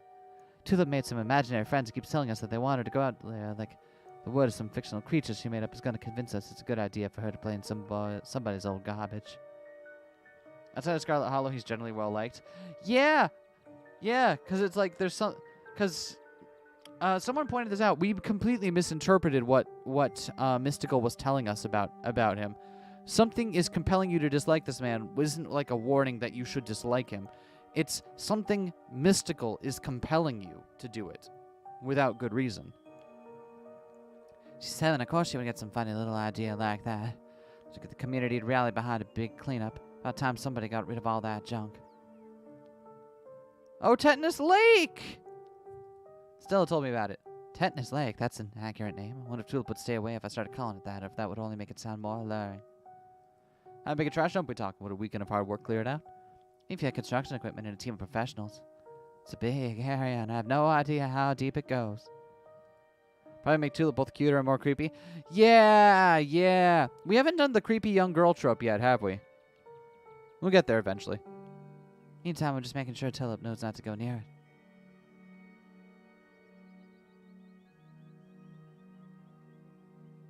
Thinking about imaginary friends? She's been talking about these friends of hers lately. Little stories about creatures that live in the church. Sure, she saw some animal in there, decided it was her friend. Nothing to be overly concerned about except the trash heap situation. Man is lying to you. In fact, he's been lying to you since the moment he mentioned those imaginary friends. Whatever his daughter's been talking to is real, and he knows it. Sounds like you know exactly what she's been talking to. Daniel's eyes go wide just a second. I don't, He does. He very obviously does. Hunches his shoulders, his voice suddenly quiet. There's a rat in the church. I said it's embarrassing, but she saw one at some point. She can hear them scurrying around the walls, and she's decided that they're her friends. Just between us, don't tell Janie. I don't want to know when the church is in such rough shape. In the corner of your eye, you see Kanika and Avery walking back to the two of you. Just finished talking to Janie. Janie says she hasn't seen Stella either, so we better get going. Thanks for suggesting we head up here, Eskay. We got to feed the alpacas. It was so cute and soft. It was awesome. Janie says she'll come by the diner with cookies for the miners, and a few extra for me, of course. So nice. Even she offered me to bring me some since I'm feeling under the weather. Our talk with the pastor went well. Yeah, we had a great conversation. Appreciate y'all stopping by. Even if it wasn't under the best circumstances, I'll let y'all be on your way. Hope Stella turns up soon. I'll put in some good prayers with the big man for her. All right, thanks. See ya. Misread that if you don't suspect something up. I wonder if it's intended to be ambiguous or if it's just like maybe that could have been a little clearer. But Kanika and Avery start back down the path to the town and you follow. So what was that about? He seemed pretty insistent on talking to you alone. Didn't say anything weird, did he?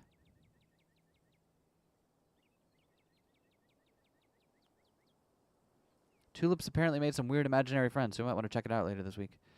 Kids make up imaginary friends all the time. Pastor Daniel says there's a rat infestation in the church and that the rats are her friends. I don't know, it seemed weird.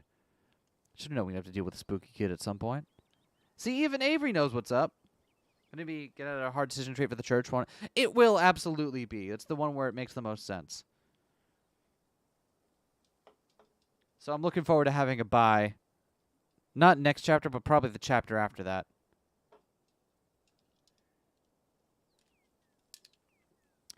Okay, as much as I hate going back there, I guess that's a loose lead. If we don't have anything else to investigate once we found Stella and... Kanika pauses. Once we check to the clinic, we can look around the church. Sounds like a plan. Let's not get too distracted until we find Stella, though. Where to next? In line with the mystical trait to not give you an out-and-out indication that something's wrong. Fair enough. Should go to the cops, right? You sure? Nothing against the officers at Scarlet Hollow, but you met them, right? You think it's worth the trouble?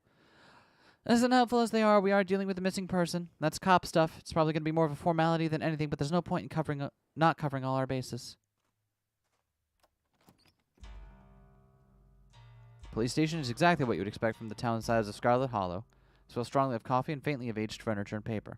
The general tidiness speaks of a department that doesn't get much of anything done. But you're also not alone here. You enter to find Bo and Duke standing between you and the officer behind the desk. Now listen here, officer. Big Betty was set to win a blue ribbon. I'm telling you she was valuable property, not just some vegetable. Worked real hard to get her that big. Raised her up from a seed. That's just not fair, officer, sir. Scarlet Hollow police are spread pretty thin at the moment, gentlemen. Any property disputes will have to wait, if indeed there is a dispute to be had. Sure wasn't some animal. I'm telling you, I know who stole it, and that no-good bastard Julius Tremaine has been stealing what's rightfully belongs to the Callaway as far as his life. You folks ain't done a lick of policing to put an end to it. Street Smart's probably going to be for the Tremaine, Stead, Avery's party, whatever happens in the non-funeral EP. Yeah. And we're pretty sure Mystical's going to be the funeral one, right? Told you a bit off handling this ourselves, Daddy. Franklin seems to turn to you as you enter. Those impenetrable shades make it impossible to judge where he's really looking.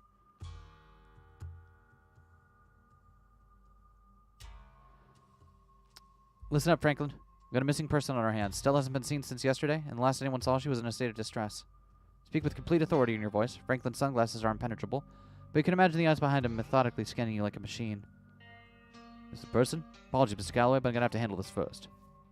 Deputy Franklin makes his way back to his desk, pulling out a few forms before returning to the front. One you could fill out these out, please? Take care of that. Thank you so much for taking this seriously, Mike. Now, Stella has a tendency to go on hiking trips, but this feels different. Now, hold on just a minute. Give me the runaround all morning about the theft of our Betty, but these folks walk in and you get them sold right away. Mr. Calloway's may be a matter of life and death. I'm afraid it takes precedence over a minor property dispute about a vegetable. You know, I both know Stella's always tromping around out in the woods. It ain't something anybody needs to fuss over. Pardon my friends, but this is some bull crud. Did you say crud?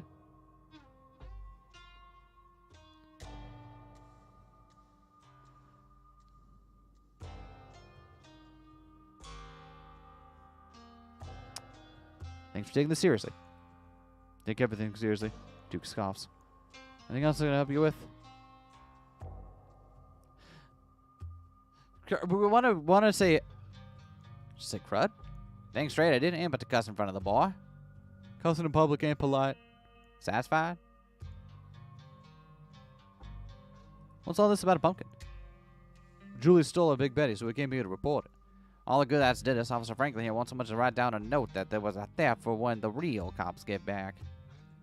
Want me to take notes? I'll take notes, but there's no way to prove who the vegetable in question belonged to. If there's no documentation, it's your word against his. I'm starting to think y'all are in cahoots with the bastard.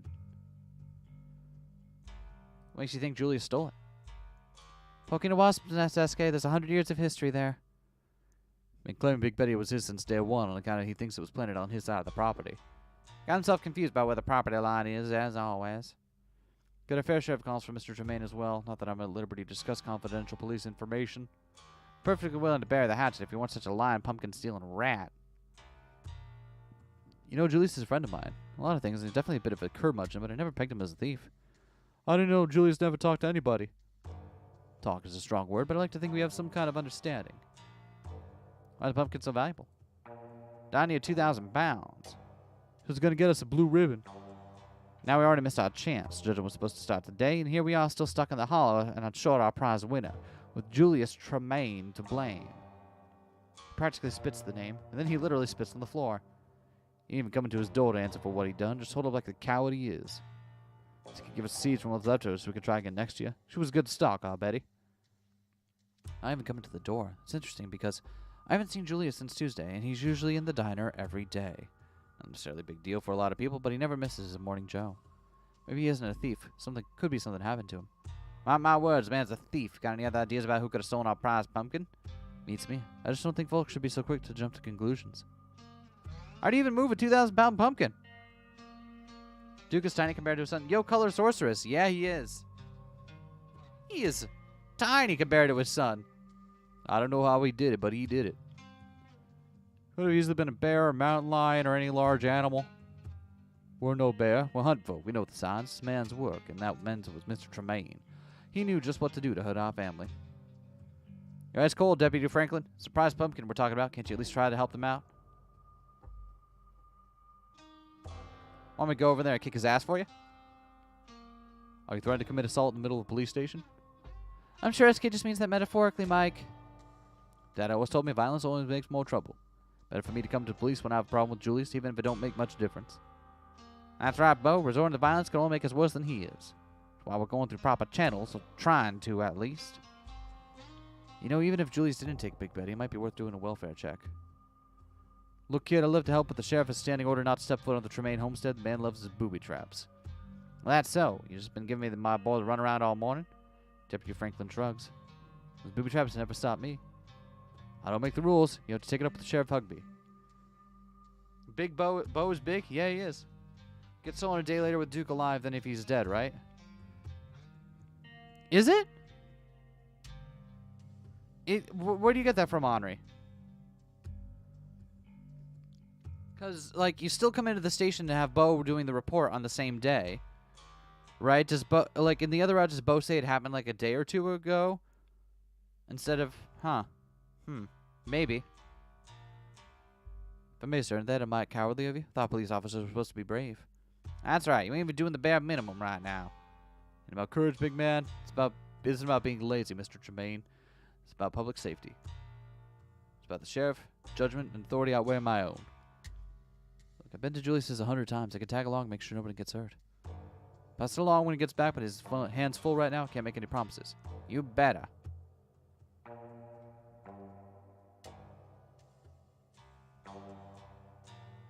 Looks like you're busy. We'll be on our way. Can you get hands to complete a report back to Deputy Franklin? Thank you, ma'am. We'll get this filed right away. Good luck out there. I hope Miss Richmond is right and y'all find her soon. Department is biased, I swear. I'm going to say y'all in league with Julius, but that would require at least some amount of competence. Scarlet Isle Police Department takes no sides in familial disputes. Merely in pursuit of upholding the law. We do a damn fine job of it, Mr. Calloway. Make way back towards the door. The deputy calls out to you. Just keep your nose clean out there, Eskay. Try to stay out of trouble. Everybody meet him at the store, but when Duke's alive, he says Julius only tried, right? Oh, maybe. Oh, I think you're right. I think you're right. Because Bo says, hi, when you meet him at the store, but when Duke's alive, he says Julius tried. I think you were absolutely, I think you're right, Henri. I'll have to go back and double check that, because we have both versions of that now on the channel. I can check that.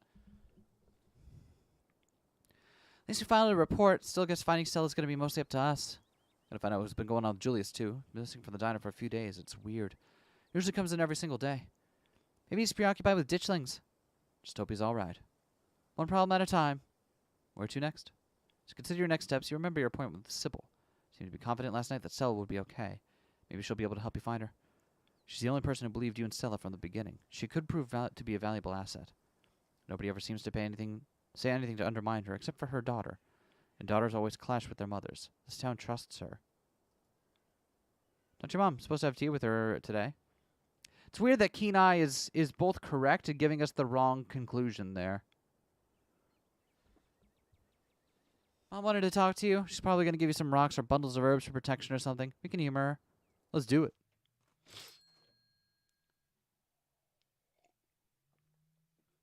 The bells at the general store chime welcomingly as the three of you enter. Kanika, there you are. You're supposed to stay in bed today, remember? And hello, the two of you. Hope you're both recovered from last night's fiasco. Sorry, Mom. Just that Stella's missing and Stella can take care of herself. Unlike you need bed rest and lots of fluids. Don't need to go running around town spreading that cold of yours. Go on, get up to bed. I'll be up in a minute with some more tea. I had something important to talk to Eskay about. Really feeling okay. I want to hear what you had to say to her. I'll just be doing a tea reading. Has someone always bored you to tears? Okay, you're right. I'm not feeling well. I should really lie down. Avery in the diner in episode 2 this round. I didn't think that the tea that Avery gave us was... I didn't think the tea that Avery gave us was also from Sybil, but come to think of it, yeah. Yeah, you're... be sus, wouldn't it? Also, this whole exchange here, right? Bye, Eskay. Kanika turns to head towards the stairs without saying another word. Good thing Kanika and her mom has her mom looking out for her. She seems so tired today, and you'll probably be able to find Stella without her. Oh, it's the same chaga tea? They say someone's serving it. Oh! That explains why Keen Eye is fucking lying to us right now.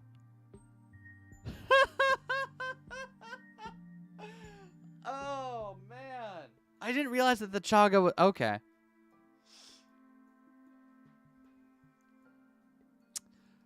I see you there, Sybil. I see you there.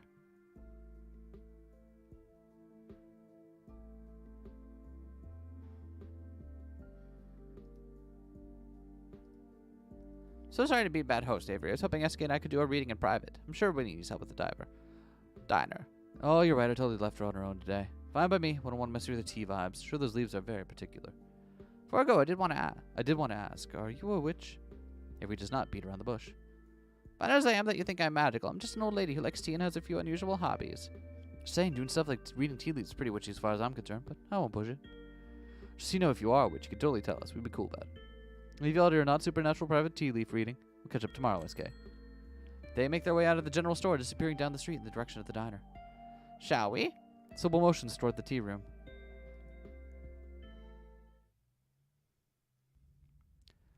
All right. So we're going to take a quick break here. Because this chapter is long. And I want to take a quick break before we get too much deeper into it. So we're going to... Hold on. Where's the buttons on this thing? Boop. I am going to take about 10 minutes. When I come back, we'll do our tea reading, and then we'll go hang out with Reese. It'll be a fun time had by all, I promise. In the meantime, while I'm gone, everyone stand up and walk around for a bit, stretch those legs. Drink some water if you need some fluids. Eat something if you haven't had any food today. Take your meds if you got to do that. All those little things you have to do to take care of yourself. See you all in about 10.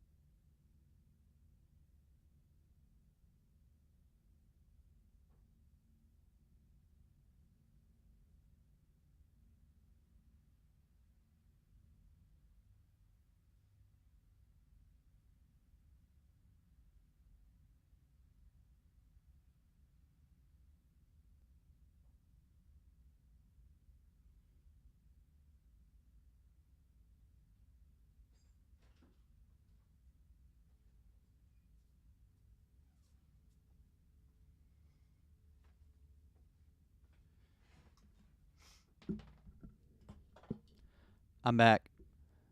Hello, everyone. Hope you all had a good break. I'm ready for it to be Reese o'clock.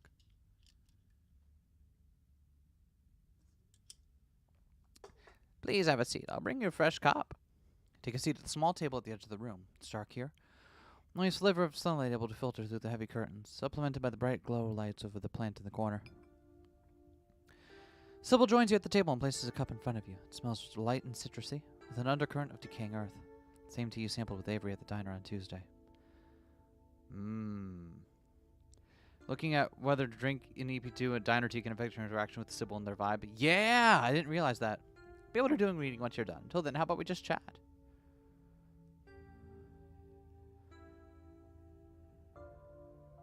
How'd you wind up at Scarlet Hollow?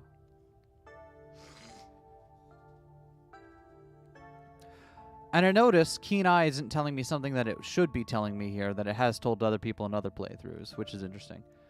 My family's been in the business these hills a long time. That's how I know so much of the local flora. The thing I've learned was headed down from generations of hill folk. Hasn't been a reliable doctor up here, especially not one of the most folks could afford. They had to figure out their own medicine. Promise to tell me, what was it? Unsavory tales from my mom's youth? I most certainly did, though I might have been exaggerating a bit for dramatic effect. I'm pro to do that. Now down this side, you get to know everybody, no matter what age the difference might be. Vivian's a little younger than me, which meant I always had a certain older sister instinct about her. Family wasn't good to her. Pearl Ann was a lot like your great-grandmother, Edwardine, which is to say she was not a very kind woman. Similar to Tabitha, but with more social grace and considerably more hatred for her fellow man. But your mother wasn't a shirking violent either. Just as stubborn as any other Scarlet, so her family, choosing her as their punching bag, made quite sense to the rebel. Made her into quite the rebel. Where were Pearl Ann and my mom raised by Edwardine? What happened to my mother? What happened to their mother? Their entry to this world was violent. I'm afraid their mother was young, too young to be pregnant, especially with twins. Didn't survive the labor. What'd you know about my grandma? Afraid there isn't much I can tell you. I think there were two in that generation. The eldest died when the girls were still children. Edwardine never spoke about them, nor did your mother. I feel like I know about the lot of the women in my family, but what about the men? Do they even exist? Most they just haven't been very noteworthy since Edwardine took over the mines. Her husband died a long time ago, and to be quite honest, I can't even recall his name. Might have been Stuart or something just as forgettable. For what Vivian said, her father was some teenage fling that it ended once your grandmother found out she was pregnant. Fairly certain it was similar for Vivian, though she was much older, and I believe she was the one who ended it, what with skipping town and all. What happened when my mom found out she was pregnant? She came to me for advice. She was distraught. Totally not which t-shirt does things to you, Re-Zero lied. Right? Hey, to be fair, the totally not which tea does things in that anime too. It's just different things. Also, it's witch piss. Sybil, are you feeding us witch piss? Is that what we're drinking right now? Are we drinking witch piss? You can be forward with us, Sybil. It's fine. Came to me for advice. She was distraught. Like she'd been handed a death sentence. Maybe it was fear from what had happened to her own mother. Maybe it was something else. She seemed convinced she was in danger. Tabitha had already been born by then, of course, but she was born in wedlock, so I assumed your mother's words had something to do with religion. Scarlett's more particularly religious, as far as I knew. But the way Vivian was that night, she came to me, stuck in my mind. Might have me wondering what it was about your family that made her panic so much at the thought of having a baby.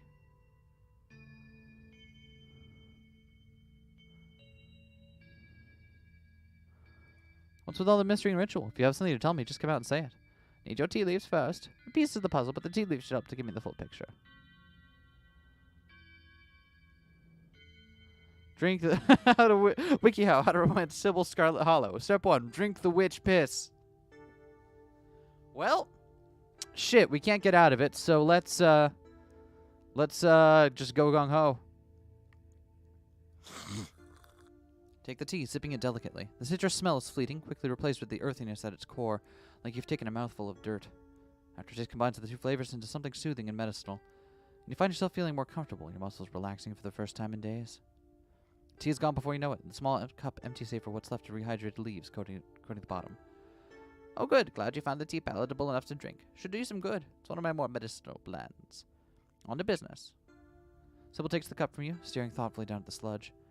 Oh dear, it doesn't bode well. Come on, every warning that can fit in the bottom of a cup. All these mean death, misery, difficulty, and the hourglass ties it all together with definite urgency.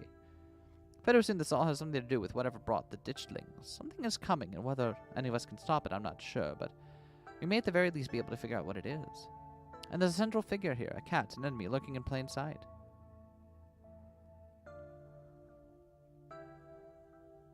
Wee tea. You drink it once, it's just over. Can't reject it anymore. Yep, you're absolutely right. How do I know you're not the cat? That's ridiculous. Sybil is helping you. If she was the cat, why would she warn you about herself? Pick someone else.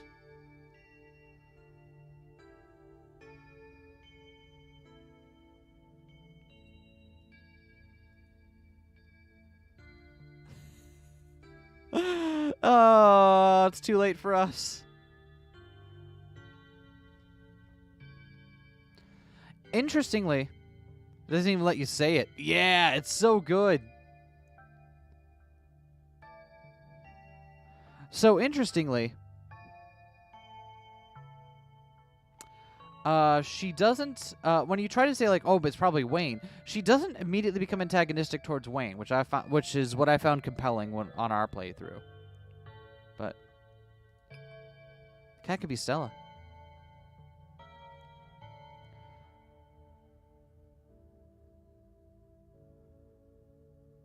She seems too trustworthy, if you ask me. If this were a movie, she'd be the best candidate for a surprise betrayal. Well, that may be so. I'm afraid this isn't a movie, dear. This is real life. You don't Stella Richmond most of hers, and I don't think she's the sort to betray anyone. Just a hurt soul has been dealt a difficult hand. You should trust your own judgment here. Friend or family, the cat will make itself known soon enough. You don't have to figure out an answer right away. It often takes time for the mind to connect the dots. Be on guard and keep vigilant that someone close to you isn't to be trusted. We know from the ditchlings that someone terrible is coming your way, and it's likely that some connecting to some hidden enemy, or you can try to counteract whatever might be planned for you. Judging by what you told me last night, those stones, carvings, seals, whatever you want to call them, I think it's likely that it has something to do with this. Until the cat reveals itself, it seems like your best course of action is to seek these carvings out, piece together what you can from your visions, and arm yourself with information. You sense any others around town? Do you think you might be able to find another? This isn't a movie, dear. It's a visual novel. Your thoughts drift toward that door yesterday, the one that seemed to draw you in, urging you deeper into the clinic. Even just remembering it is enough to tug at you, compelling you to return and open it to see what's on the other side. You can find Stella later. Maybe you can even find her there. What's important now is finally seeing what's hidden in the clinic. You didn't get this all from the tea leaves. Of course she didn't. She's smart. She knows how to do things from the... Thanks, Street Smart. Thanks, Street Smart. Of course not. Tea leaves are merely a guide. Sometimes they can help confirm suspicions or fill in where my intuition falls short. Family's lived in these cells a long time, as has yours. And the guards have secrets. I know Vivian was scared for you, but your place in all this is something we have to figure out together. That's where little tricks like tea leaves come in handy. Shouldn't digress. You know where you might find the next stone? I shouldn't seek out more of them. Those stones need to be left undisturbed. You see how many ditchlings have been gathering around here. What you've seen so far was not the main event. Imagine how bad that's going to be. Anything that happens around those stones may be worth it if it means you're able to get ahead of your adversary and whatever threatens this town. I think that's all the help I can offer. The conversation has been illuminating, even if it just brought up some more questions than giving clear answers. Up last night, why don't you come with me? I may have been able to see through that spirit's illusions, but I'm not some kind of all-powerful entity. I'm a woman. I have trouble with my knees, and my eyesight isn't what it used to be. In most situations, I'm more of a liability than a helpful companion. Imagine if I've been in those mines with you. Some years I'd be struggling to climb over rocks and ladders, throwing my back out from all the crouching. I always look at some ladies and tell me to put myself in danger. You're incompetent and red. Yeah, they do. Well, you could see it that way, but I hope I've done more than that, even if you don't realize it yet. Thank you again for humoring an old lady and stopping by for a chat. With a small grunt of effort, Sybil gets up from the table, and you're escorted back to the door. And remember, be careful with who you put your trust in. According to your tea, the cat is getting ready to pounce, and merely being ready for it might not be enough. Sybil closes the door to the tea room. The bells of its door strangely flat in the stale air of the nearly empty general store.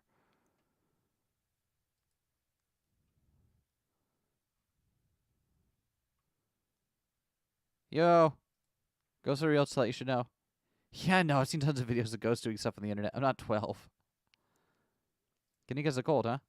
That's what she says. Just trying to get out of work again. Like I didn't have anything better to do all week while she sits in her room watching anime. Says the guy in Goku pants. Everybody knows Dragon Ball is good anime. She watches the trashy shit. Do you want to go into Kanika's room? Kind of.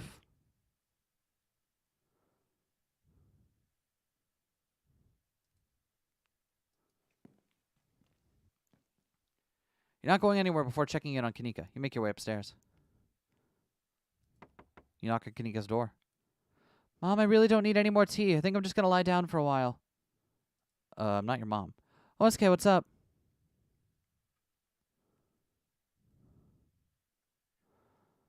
Canonical answer to what games of Miles. Right. It's good. It's good. How do we approach this? Because I don't think Kanika has the most. I don't think Kanika has the most trust for us at this point. In this row, anyway.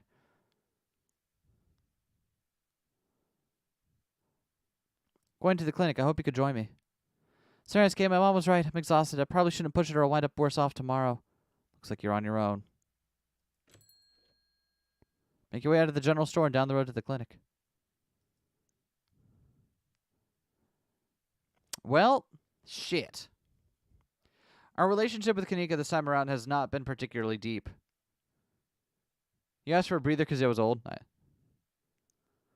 Make your way up the familiar hill, past the rows of ragged houses that make up Scarlet Hollow's residential area. Plus, she's under tea influence at the moment, so. It isn't long before you find yourself outside of Dr. Kelly's clinic. Its secrets enticing you to find a way in. Even at the bottom of the hill, you can already feel the presence. It's like a magnet has been fixed to your ribcage, gently tugging you forward, guiding you towards whatever emits this compulsive frequency. The side of the mountain looks really close to the terrace, maybe even close enough to jump. What are the odds that the terrace door is locked? She can agree to come with you, but something happens? Ah, I see. It's a doctor's office, not Fort Knox. Why would the clinic door even be locked? Carefully make your way up the old wooden stairs to the clinic's wraparound porch, avoiding any suspiciously creaky-looking steps. Push the door open slowly, just enough for you to slip in, but not enough to risk any sound from the door's ancient hinges. See the doc at a desk in some room down the hall? She hasn't noticed you. Shut the door silently, watching her closely. You're in the clinic, free to explore as you please. Rather, you're free to explore as you please. You can feel that odd sensation again. The nagging pull of whatever it was that wanted you to find it. Been caught by its gravity. An overwhelming curiosity guiding you around a corner and towards a dark doorway under the stairs. Been left ajar as if inviting you to enter. Gotta have fun with Reese on your own? Yeah, it's fair. The lights click on, you're in the morgue. Oh, Eskay, what are you doing in the morgue? Vampire!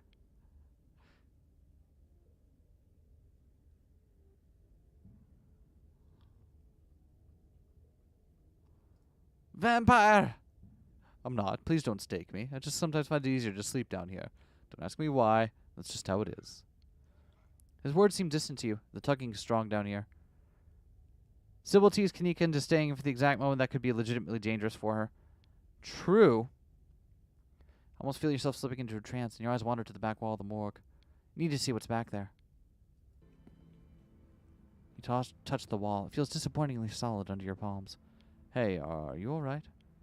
You feel Reese's hand gently shake your shoulder, and for a moment the thing on the other side of the blank white wall loosens its pull on you. Kinda looked possessed for a second there. You good? Make him understand.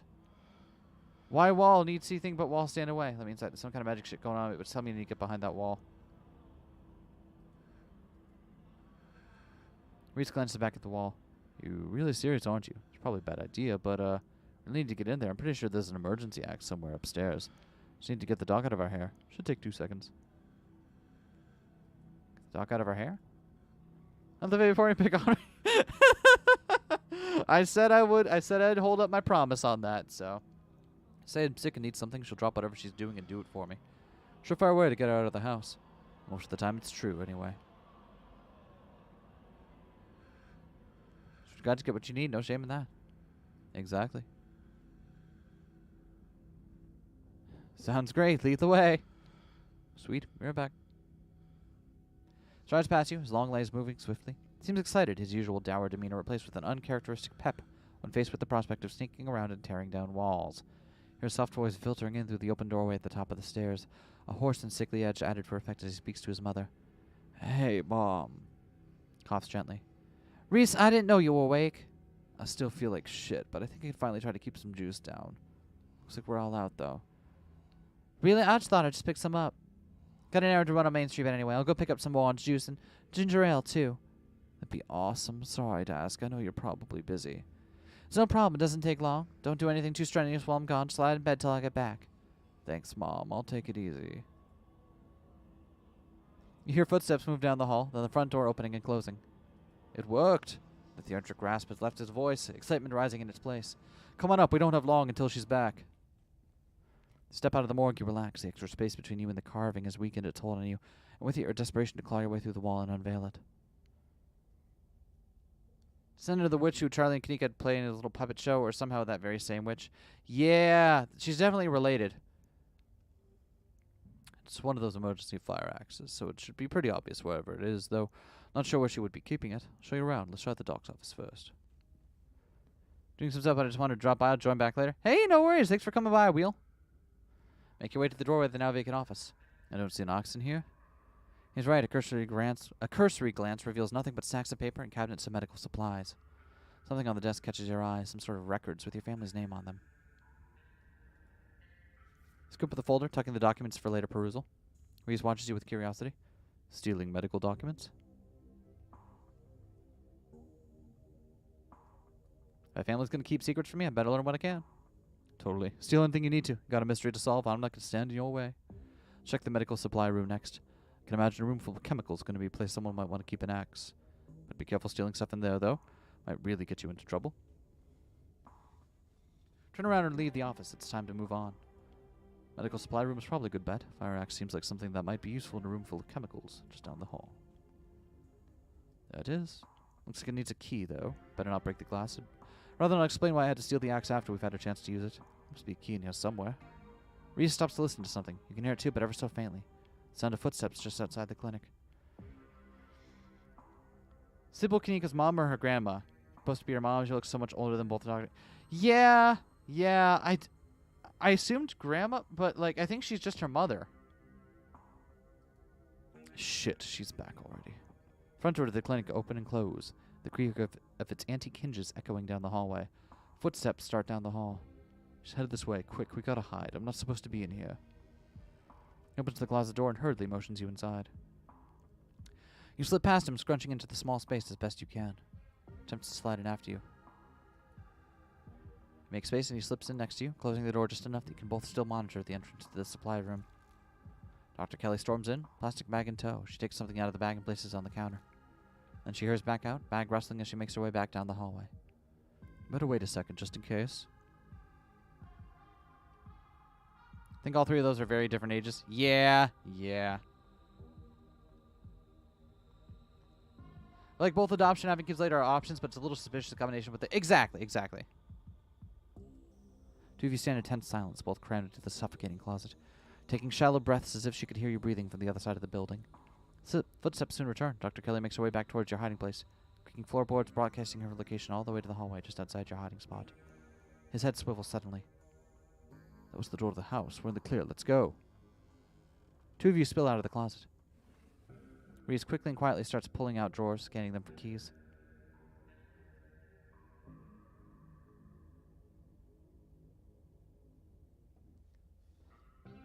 Sus of the death of Kanika's dad? Yeah. Investigate the weird plant Dr. Kelly left behind. Strange sprig of fuzzy fruits draws your eye. You step forward to take a closer look. Looks out of place on the sterile steel countertop. Its broad, 8-pronged leaf already wilting in the unnatural lighting. Thoughts are interrupted by the jingling of keys. Sweet, found him. So wait, we're not allowed to use our street smart to be like, yeah, I can cheat this lock for you? I guess maybe it's not worth the use of our abilities.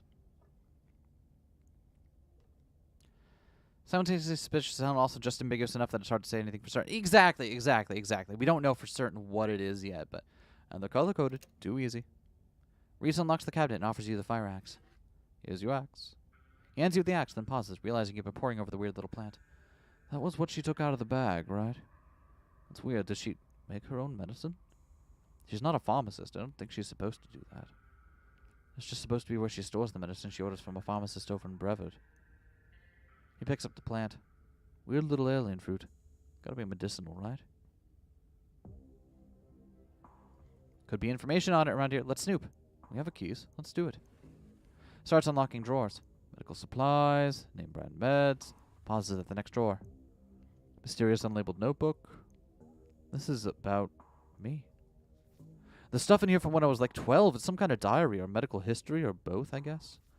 The hell is this?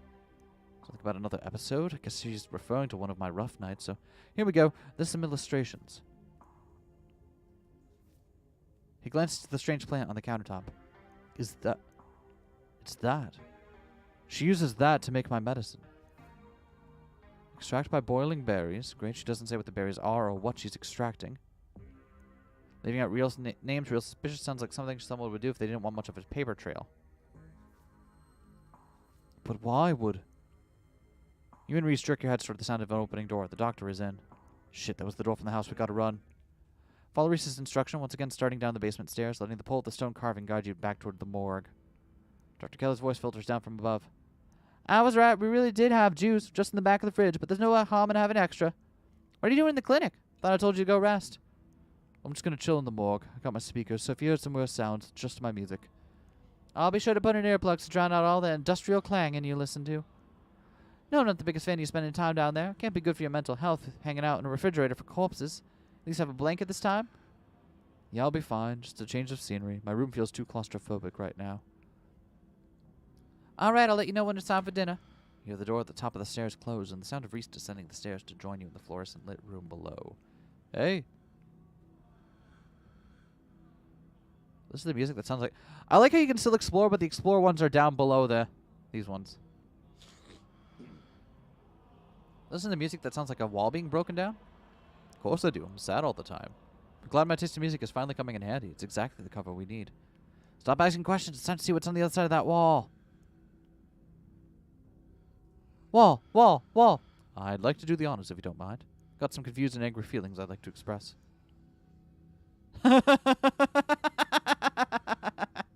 Oh, we got him to do the first hit, too. Reese takes the axe from you and approaches the wall. Industrial clangs and music is something I've grown to really like. Honestly, yeah. I couldn't, like,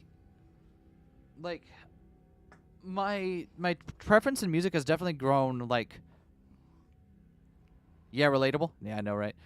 My taste in music has definitely grown a lot more, like, abrasive. And I guess abrasive is the right word for it. Hold on.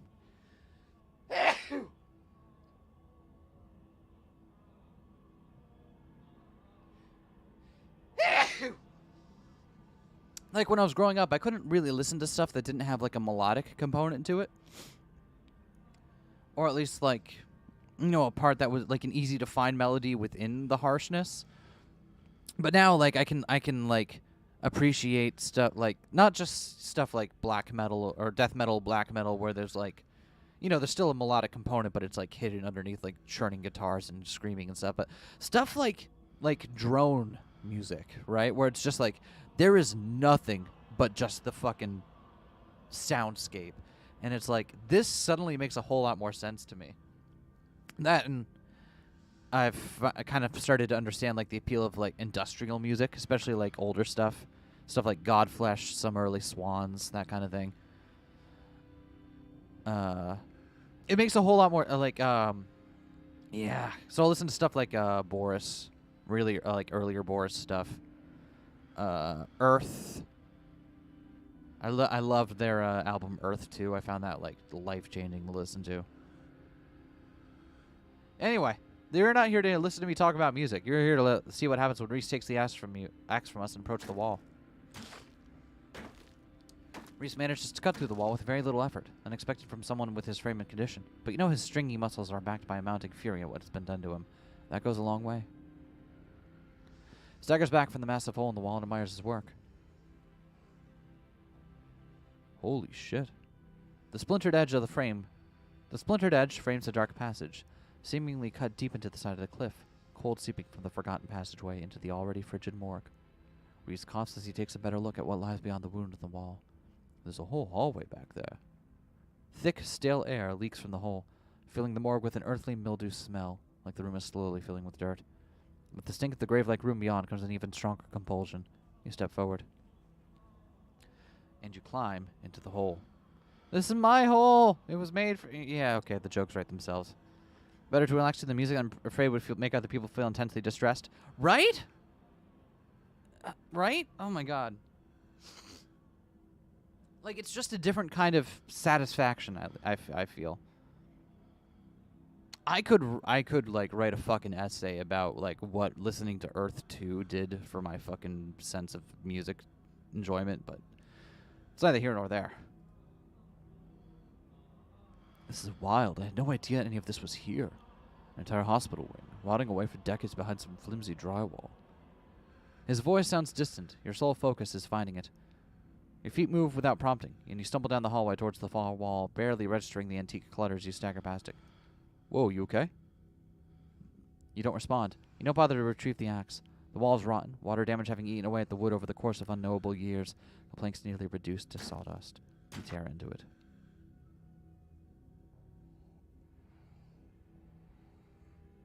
Enoch! Thought you weren't gonna come. I was worried you'd leave me here forever. Said there's nothing they can do, then I'll never use my legs again. Enoch, what am I gonna do? Calm down, Teddy. Those doctors don't know what they're talking about. I've been doing my own research. And I found us an alternative. We won't have to worry about anything from here on out, I promise. I went to talk to the witch. A witch? But that's nonsense. It's all right. It's all sorted. We're taking you home today, and everything will be resolved by this time next week. Everything goes black.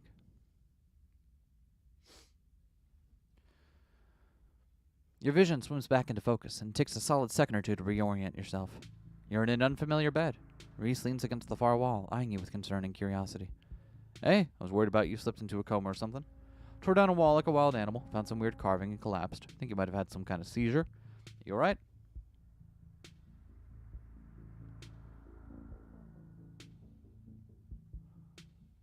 Nothing spooky happened? Mountain didn't collapse on us? No ghosts? Isn't there another part of that vision scene? Is there? That's what we got. No, nothing. Just fell down, twitched a little, and when you seemed stable, I carried you back here. That was a few hours ago. Mystical gives more context to visions. Got it. Got part where Enoch talks to the doctor. No. No. Oh, that's neat.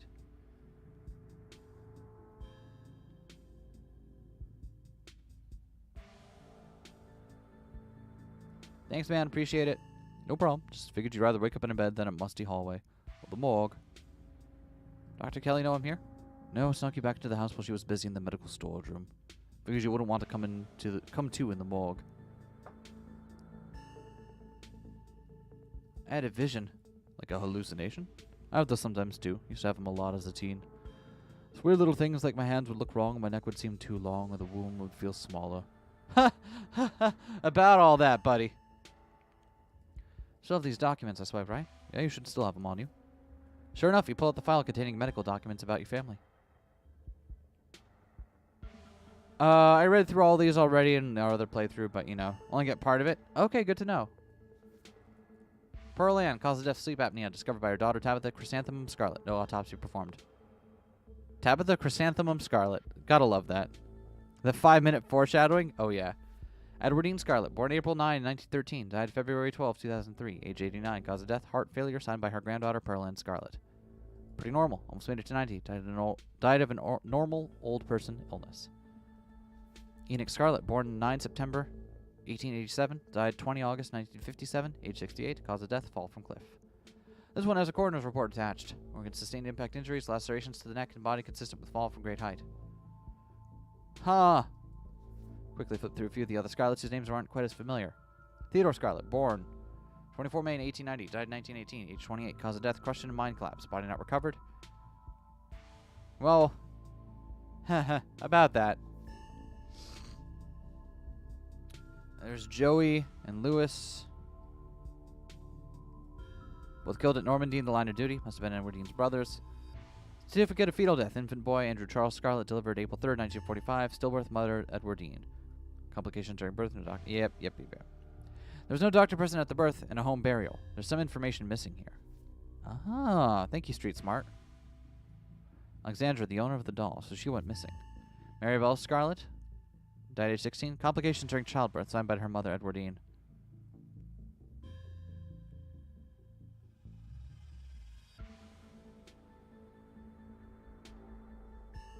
Andrew Charles Scarlett, huh? Yeah. Whatever these visions are, they're making me very suspicious of my family. That's probably a good thing, right? The Scarletts have always seemed like one of those old money families with a ton of secrets. And that estate up on the hill seems like the kind of place that's seen at least one murder. Maybe you should try to stay away from that place.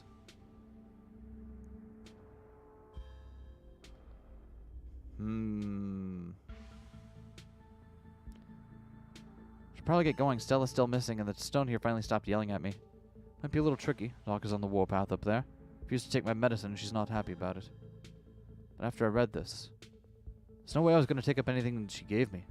Been poisoning me for years. Thinking about what you said at the dinner last night, I don't see any other possibility. It's only been a day since I've stopped taking my pills, and I feel great. I went ahead and blocked my door. She can't get down here. I just have to wait her out. I don't get why your mom would poison you, though. I don't know. It's all in here. She never outright says what she's doing, but the recipe she came up with to deal with my flare-ups, whatever she thinks those are, involves the weird plant that was on the counter. Managed to look up that plant she'd been using to make my medicine. The internet says it's castor bean. Ah! It's used to make ricin, a super deadly poison that causes some of my exact symptoms. The thing I can't figure out is whether she's been trying to kill me slowly, or she just likes keeping me sick enough to be dependent on her. Either way, I don't think I ever had an illness. The illness was me growing up and becoming less easy to control.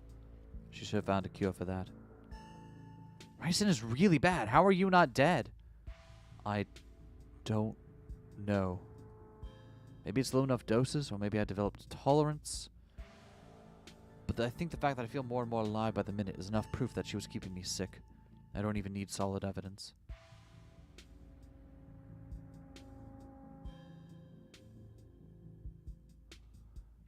With your evidence, you should be able to go to the cops. Maybe not the local cops, but a cops. You're right. I have a journal. It's pretty incriminating, even if she left out any descriptive words for what she was up to. Ideally, I'd never have to see or think about her ever again, but if it comes to it, this could be my guarantee that she would never be able to have power over me again.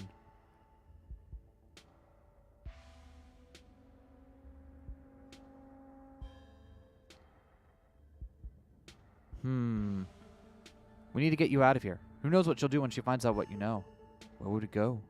One person I know is a cause Kanika, and she's not answering her phone. I don't know anyone else. I don't have any other family to go to, and I never even finished high school. When I get out of this house, I don't know how I can make sure I don't wind up right back down here.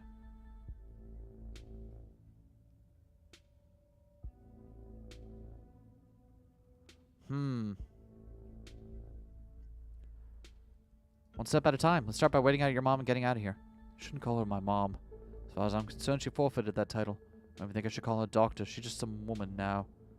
Booksmart says that ricin poisoning would take way more than a day to wear off rather than immediately after him missing his meds once. Yeah, okay. So there's another little hint there. A little 5-second foreshadowing. Can't wait for her to be in the rearview mirror of the rest of my life. We'll see if we can wait her out. If she doesn't fall asleep by 10, we can figure something else out. When it was supposedly shatterproof, which I always said was for burglars. Now I assume it was yet another way to keep me boxed in. I'll try to break them anyway.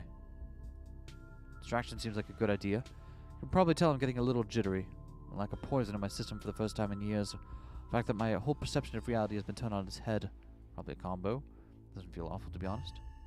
Can always draw me. Do you want to flirt a little bit? You want me showing Shino-Chi? So last time we did Shino-Chi Deathblood. Can always draw me. If you're sure you're okay with sitting for a portrait, I would love to draw you. It's a quality to drawing that is almost like catching memories. Sappy as that probably sounds, but this can be a sort of snapshot of the night my life turned around. Definitely a memory worth holding on to. I'll get you a chair. Oh! Oh, this is cute! He excitedly hurries across the room, pulling up a couple of chairs. You can see the difference in his energy now that he hasn't had his daily dose of poison. He's more talkative, less slouched, his long limbs no longer perpetually tucked in at his sides.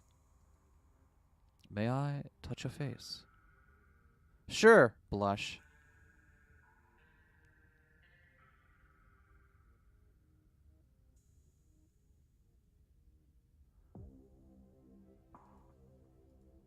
Sure.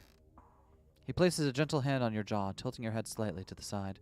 His fingertips are warm on your cheek, the sensation of their light touch lingering on your skin as he pulls away. Perfect. He pauses for a moment, his eyes locking with yours, a palpable tension filling the room.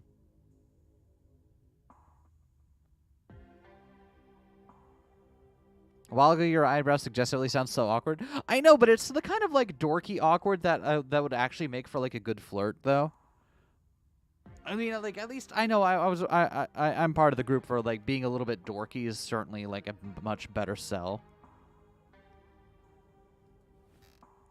Thank you for doing this. You have no idea how long it's been since I was able to have somebody sit for me. Been since high school, probably. He starts sketching. The scraping of the graphite is quick and controlled, the long lines sweeping across the paper. He pauses for a brief moment, glancing away in thought. I'd wanted to draw you since we met yesterday. You have such striking bone structure. It makes for a truly unique face. Hope I can capture it. He glances up at you every couple seconds, the pencil still moving as he focuses his intense gaze on you. It's so much easier than usual. Sometimes getting the basic forms down can feel like pushing through mud, but this is like breathing. It's just flowing out. He continues scratching out your portrait, the sound of pencil and paper louder and bolder as his strokes gain confidence. I just can't believe I let this go on for so long that I never questioned her.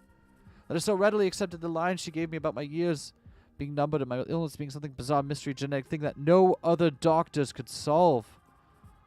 I know it's hard to see when you're in the thick of it, but I was just so naive, and who knows what lasting damage she managed to do to me. I realize it isn't confidence that's deepening the lines on the paper. It's anger, frustration.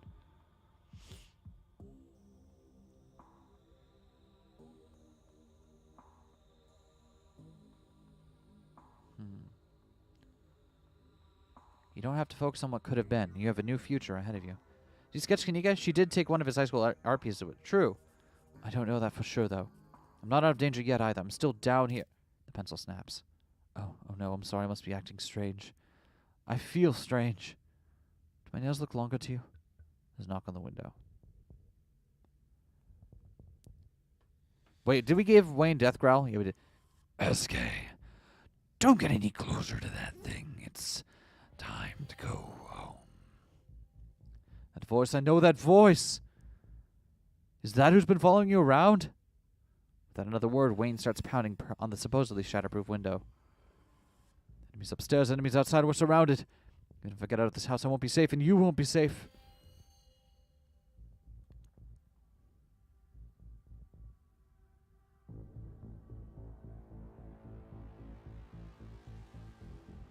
Why did he call you that thing? Because he's some kind of monster. He wants me dead. Can't you feel that? The murderous intent is practically oozing out of him. I'm not weak anymore. I can fight back. I don't have to cower in fear for the people who want to hurt me. I can protect both of us, Eskay. The window shatters. Stalker husbando. Yeah! As Reese tears at his clothes, paint bubbles out from the canvases, his ghoulish figures peeling themselves out of their two-dimensional worlds, invading yours, crawling up the walls. Grab my hand, I'll pull you out. Leave us alone! In a surge of violence, the change that has been brewing inside Reese finally comes. As it manifests, the broken basement window is sealed off, and Wayne along with it.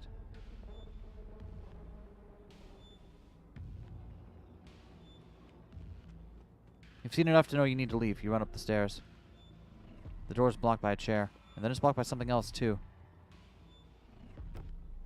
Toss the chair out of the way and do your best to tear through the substance covering the door. It reforms and regenerates too quickly for you to claw your way through. Defeated, you turn it back to the basement. The remainder of Reese's paintings await their artist's command. It's okay. Stay right there. I can take care of this. And then she won't be able to hurt anyone anymore. I'll be right back. Reese storms up the stairs, leaving you with his smears.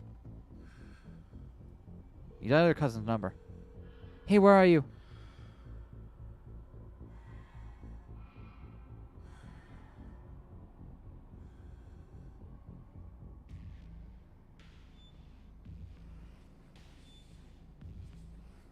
Reese transformed into monsters on some kind of rampage. Can you come pick me up? Reese is going to kill his mom. Also, he's a werewolf or a vampire or something. Reese is going to kill his mom. Also, he's a werewolf or a vampire or something. A what? I always knew there was something that smelled off about that kid. Stay put, I'm on my way. Don't get eaten. Your cousin hangs up the phone. Child emergency. Clinic emergency scary is such a funny option. I know. It's good. Oh.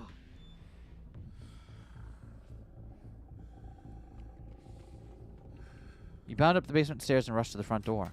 You pull, but it's sealed shut by his constructs.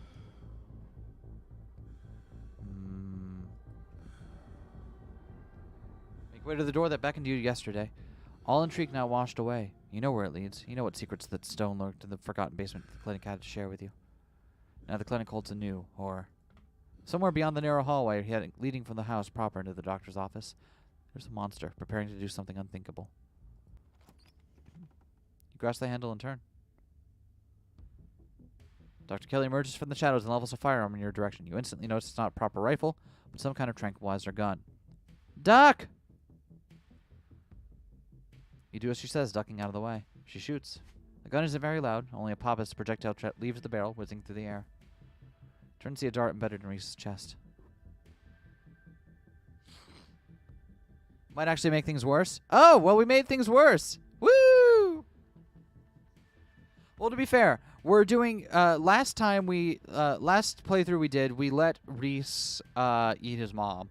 So this time we're siding with not Reese, unfortunately. Proper moment until Tabby comes in and blows his head off. Nice. Pulls tranquilizer dart out of his chest, heaving heavy breaths as the drug courses through his system. You're going to have to try to harder than that, you No, how did you? If you could hope to stop me, you pathetic waste of flesh. Before Wayne takes another step down the stairs, paint flows out from between the cracks in the wood. He uses panic, pulling in a mob of furious smears to hold his enemies in place. The artist darts away, but the smears continue their work in his absence. Dr. Kelly makes her escape down the hallway, and Wayne is overcome, glued in place at the top of the stairs by the stiffening globs of paint. Last time we ran after Dr. Kelly, you rush out of the main entryway, taking cover in the first room you see. A few seconds pass. Things are quiet. Hey! Dr. Kelly's voice crackles out from some unseen speaker. You, Eskay. I'm stuck in the safe room. I can't help you from here, but you can help both of us.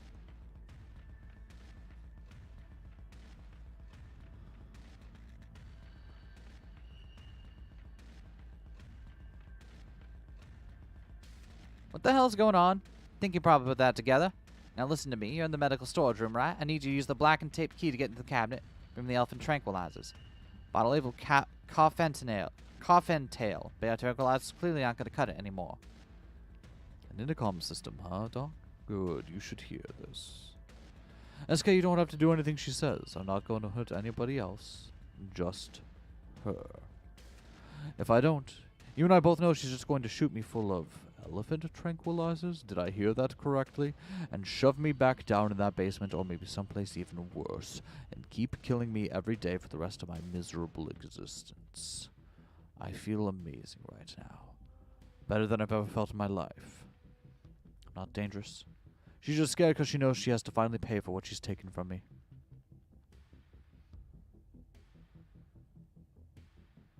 Wayne, help me!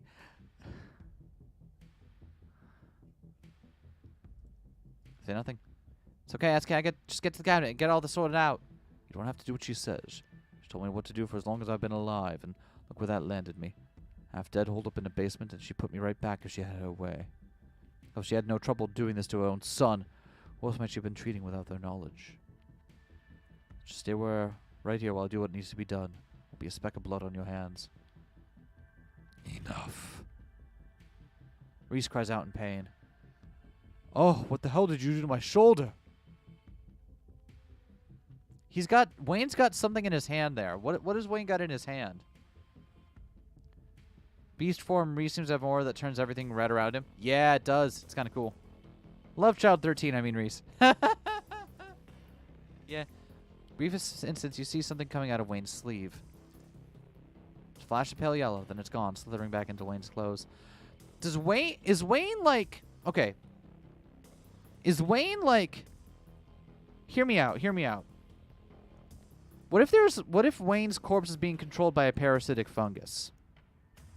How do we all feel about that? How are we all feeling on this, huh? YN? Does he have parasites? Just flash the pale yellow, then it's gone. Yeah. I'll handle it. Try to get somewhere safe until then. Corpse monitor just got even better. Yeah, that's definitely better for some people, right? It's a popular theory in the Discord. Oh, it is! Oh, really? That he's got a fucking parasite fungus? That's awesome. Wayne is a slime. That mean that too. 2 stagger off down the hallway. Quick, grab the tranquilizers and head to the safe room. This time I'm not forgetting to. Tranquilizers are easy to find, marked with a small square of black tape to match the key. She's certainly an organized woman. Head for the safe room. Or slime mold, maybe. Yeah. Slime mold. Yes, that's another. But certainly not Wayne anymore. As he approached Dr. Kelly, he opened the door, slowly breaking apart the mass of paint, sealing it shut. Hurry! Don't think I can keep it open for long. Slip past her into the safe room. She shuts the door quickly through one of the strange little smears, manages to slip past her. She stomps on it, painted viscera splattered across the cement floor. Sounds like Grease and your friend are still fighting. We probably have a few minutes before he gets here. What is this room? I know what I want is a parasite man who will stalk me and give me corpse UTIs. Exactly! Old X-ray room. Lead walls. After I realized this whole situation was a possibility, I had the door reinforced with special remote-controlled locks. That could finally come in handy. Sock Reese? Bet you have some questions. Go ahead, I have nothing left to hide. When did you find out? A little after 8 at puberty. And all the usual changes, then a few extra. Thickened nails, sharp teeth, alpha Shias. Figured he might have some kind of genetic disorder. Had him checked out a few specialists, but there's nothing obviously wrong with him. Then we had an argument. He changed right in front of me. Nothing like what he is now, just a couple inches and some facial abnormalities, enough to be noticeable. He was scared, I could see that, and he stopped. I thought it was a one-off or maybe a hallucination, but second time it wasn't subtle, and it didn't go away as easy. That's when I knew for sure this was something beyond my realm of expertise. How did he not know what he was? Medicating him since he was 12. Only had 3 incidents like this, maybe 4, depending on what counts. So what's one by far? Me, just me? Fair enough. Called Wayne, maybe he doesn't actually have a name originally? Yeah, that's true. That's true. Doesn't seem to understand that at first he looks different. Just make sure to stay on top of his dosages so he rarely ever does. I'm preparing for this inevitability. He's an adult now. There's only so much I can do to control him. I start poisoning him. Dr. Kelly sighs. Can we stop calling it poison? Yes, it is poison, but the act of me giving him poison was not me poisoning him. I was medicating his illness. So when he was around 15, I've been giving him increasingly high doses of clonopin, but body kept adapting and his symptoms would come back, especially if we have a fault. Couldn't keep ordering all those drugs. It was always suspicious, and I could risk losing my license, especially if anyone ever found out what I was using them for. Someone approached me with a solution, and I took it. I've been dealing with the emotional and mental consequences of that decision ever since. Who approached you, and what did they say? Who approached you? I wonder what happens if we're under tea influence here.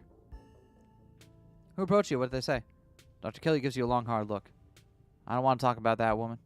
But screw it, I might die tonight. Sure, I'll tell you. It was... That's all I have to say about that.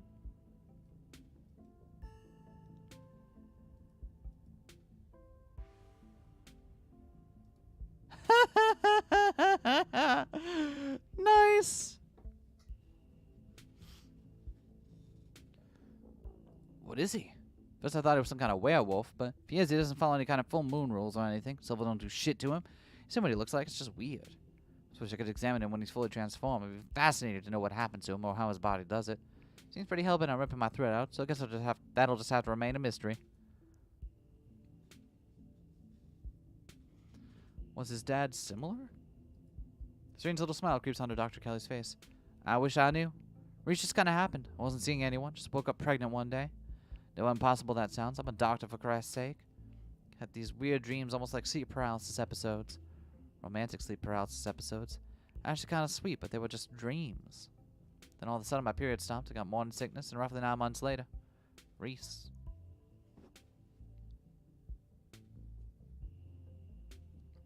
Forgot about her dream seduction. Relationship between you seems difficult. Yeah, you could say that. Such a cute kid. When I found out I was pregnant, I was terrified. Didn't know if I'd be ready, but made me a loving mom. Not like I was going to be sunshine and roses forever. No matter what, kids grow up and they change. Sometimes for the worst. Part of being a mom, too. Doing what you can to make sure the child you brought into the world isn't going to go around eating people. I know he's dangerous. Well, he wants to murder me, so that's clue number 1. Not like he's usually a violent kid. Mostly just sad, but every now and then we butt heads, and that's usually when this side of him comes out. Imagine this happens anytime he gets frustrated with anyone. Imagine he gets road rage one day, turns into a 12-foot-tall monster with a million teeth, and rips somebody apart in the middle of a major metropolitan area. Yeah, he's dangerous. Remain silent. What's the game plan, both short and long term? Almost certainly a Jersey Devil, but instead of being the 13th child cursed by his mother, sleep paralysis, Virgin Mary thing. Yeah! Yeah, Jersey Devil was certainly the most convincing take that I heard for Reese, but... Well, I'll pump him full of elf tranquilizers, then I'll lock him in here. Then I'll somehow convince him to see things from our perspective. Then we all live happily ever after.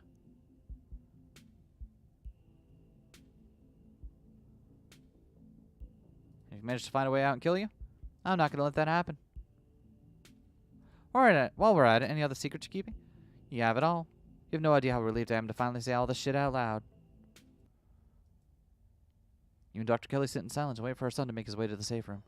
The sound of distant breaking glass cuts through the silence at the clinic outside the safe room. Shit, this might be game time. Dr. Kelly opens the door. The two of you stare out into the hallway. Why doesn't she get her gun loaded first?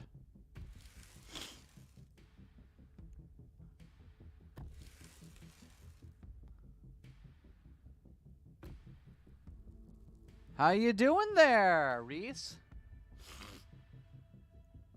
Is this what you were so afraid of? Hand over the tranquilizers. This is our shot. Before Dr. Kelly can... I shouldn't be laughing, but that's something that's really funny in a way.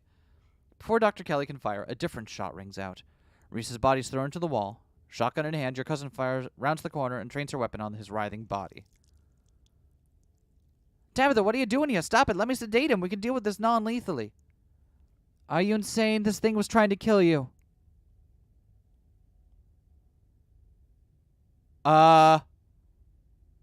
His eye looks like it's smeared against the wall. I don't think... Just said that Reese is more meant to be a Reese rather than a blank, but they chose the book cryptid for a reason, and the Jersey Devil has some strong parallels. Fair enough. It's Tabby tabbied all over Reese's face. Oh, wow. What do we do here?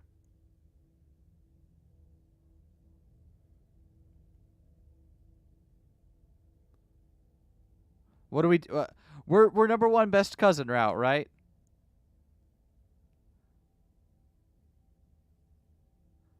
Tabitha can have a little bit of murder as a treat. And this. Your cousin fires off another round. She pauses to reload. And then she fires again. And then again. You two, help me drag this thing outside. We're burning it. She knows what to do immediately when you get a corpse. What? Why? How is she this ready to do that to a corpse? Tabitha!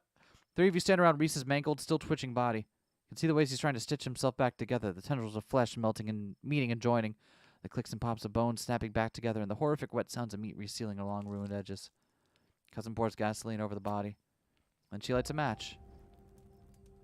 Oh! He screams as he erupts into flames. It's inhuman. The ruin of his face incapable of making any recognizable sounds beyond a guttural wail. What she was told to do to unionize organizers to good use. So I just unlocked an achievement called Cousin Bonding Time.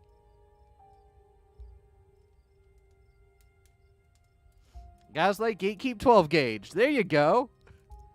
It seems to last forever, and then it stops. In its absence, there's only the roaring of flames and the sobbing of his mother, staring down at the writhing, burning body of what was once her son. I always knew there was something off about that kid. He had a weird smell.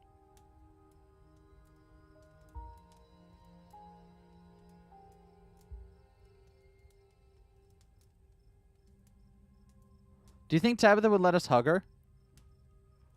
Do you think Tabitha would let us give her a hug? Oh, it goes out after a while. Oh, that's... It's funny that that goes out after a while. Tabby werewolf hours? Before she can push you away, you wrap your cousin in your arms and squeeze. She sighs, patting you on the back, a stunning display of affection from someone as cold as Tabitha. You release her, and she steps back, putting her usual distance between the two of you.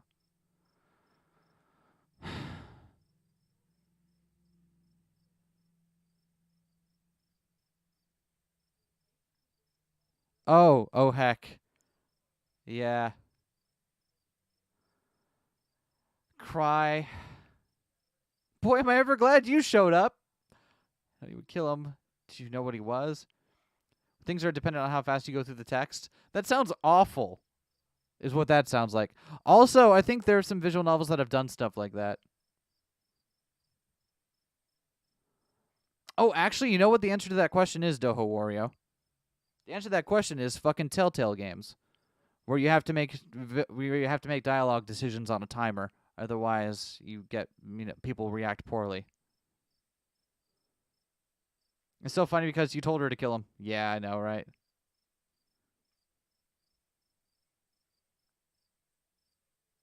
I feel like there's nothing to say here. No one says a word. The three of you standing in silent agreement, only the crackling of Reese's corpse filling the quiet of the empty clearing. I'm sorry, Joan. An acrid smell hangs in the air. The stink of burning flesh stinging your nostrils. But he's gone. There's only a charred pile of ash and bones where his writhing body once lay. Nothing moves, nothing tries to mend itself. There's nothing left to be mended. I'm going to bed. Not a word of this to anyone, or there will be hell to pay. You don't have to tell me twice. Dr. Kelly starts back down the hill towards the clinic, leaving the two of you next to the smoldering ashes. I'm parked down the hill. Let's get out of here. I need a shower. My hair smells like burning corpse. You follow Tabitha down the hill towards her car. Two of you make your way to the bottom of the hill, where Tabitha's car is parked among the sleepy houses of Scarlet Hollow's residential street. She places her gun in the trunk and turns to face you. You're alone right now. Is Stella still missing? I tried calling her a couple of times, but I kept getting her stupid voicemail. Yeah. Shit, let me think. It's a long shot, but there's a place that might be worth checking out. We're going on a hike. It's still alive while he burns makes it so much worse. It does. Oh my god. After a bit of a trek, you and Tabitha stop by the edge of a 2-lane road near the town limits. There, sitting on a log, staring mournfully out at the asphalt, is Stella. You watch her from the underbrush. She's alive, thank God! She sounds more exasperated than relieved. But you know by now that that's her trying to cover up genuine emotion. She's deeply relieved and terrified to show such vulnerability. You should go talk to her, Tabitha. She'd probably be glad to see you. I don't know, we've got baggage. I'll just make things worse. No, you're right. She's been practically begging for us to be closer than we are. It's time I stop letting my dead mother dictate who I'm allowed to talk to. But I'm not talking to her alone. We're doing this together. And let her kill Reese in my Tabby run. Good old cousin bonding over said cousin traumatizing you via tragic murder. Yeah.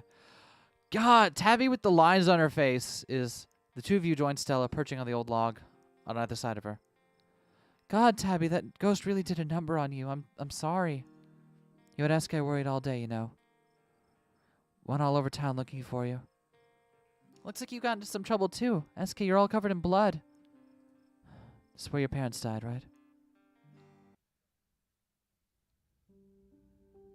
I wonder how you get here if you don't have Tabitha to tell you. You don't have talk to animals so that the dog militia won't tell you.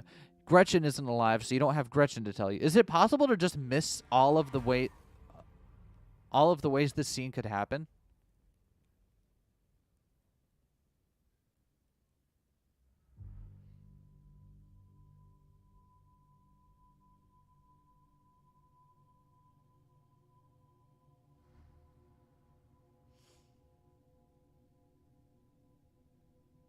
You didn't see it on your Wayne run? Oh.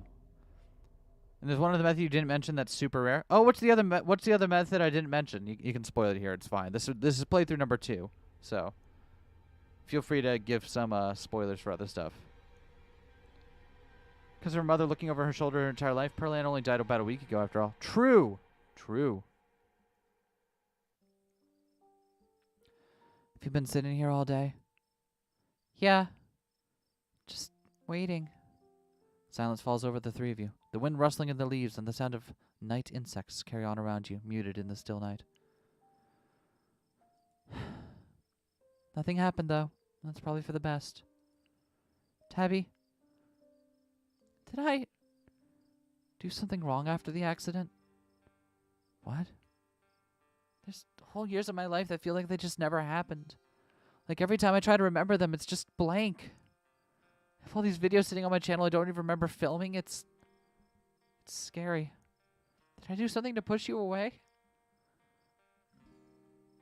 No, all you ever wanted to do was talk to me, but Pearlie, I would have let you near me. Oh. Tabitha sighs. That's not true. I was an adult when the accident happened. It doesn't matter what Pearlie had wanted. I need to stop hiding under my mother's coat every time I make a bad decision. I pushed you away, Stella, and I shouldn't have done that. I'm sorry. Abby, I missed you. I missed you too.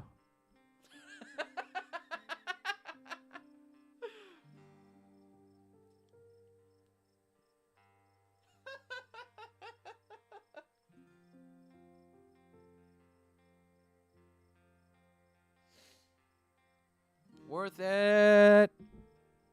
Not finding Stella called Where in the World is Stella Richmond? I love the Carmen Sandiego reference. Nice. Need a strong Stella relationship and no other method available? Then Stella will call you instead. Oh! Interesting. Don't try to romance Kelly. Sacrificing your life doesn't actually try to solve any of the actual issues with the age gap. It just makes it less apparent. Oh, fair enough. Ah. Still fuck Pearl Ann, though.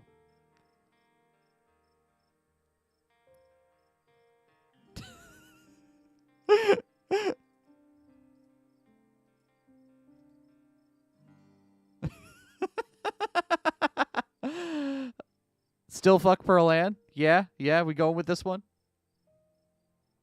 Dead Moms Club. You know what?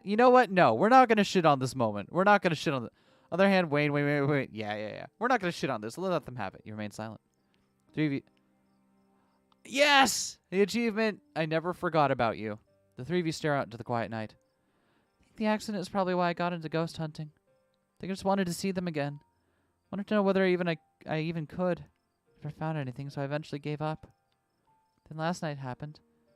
I ran out here to see if maybe it would happen with them too. Even if it meant seeing the crash again or something all messed up and dead.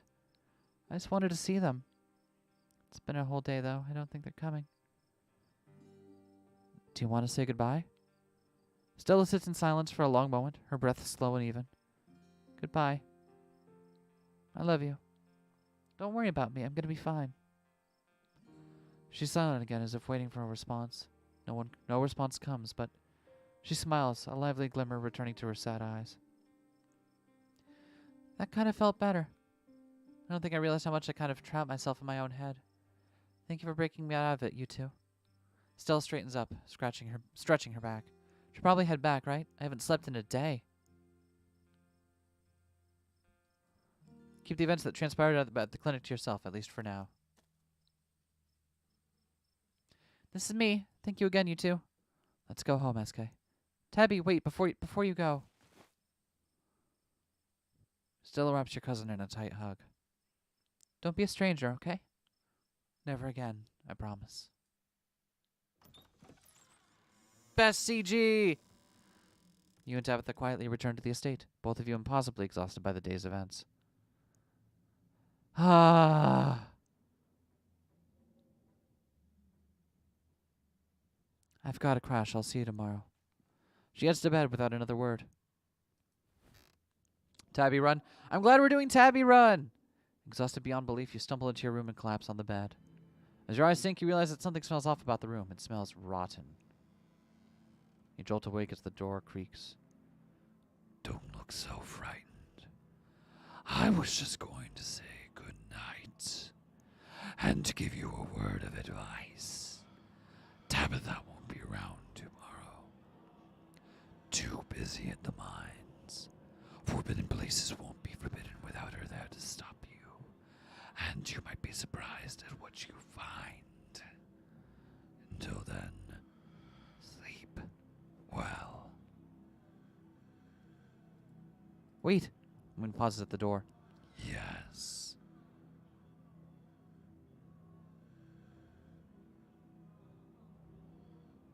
Why are you still following me around? Why not Stilla or Kanika or Sybil? Why not Tabitha? Because you are special.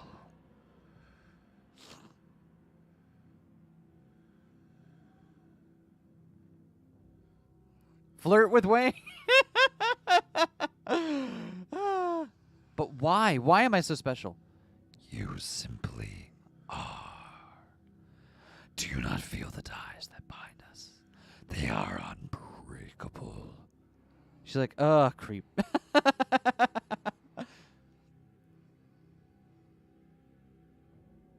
Oh, you wanted me to stay at the estate? Aren't you going to lecture me? You were free to make your own decisions, and those decisions have been made. I know that something pulls at you, and I know that now that you cannot stop until your task is finished. I will keep you safe while you do what you must.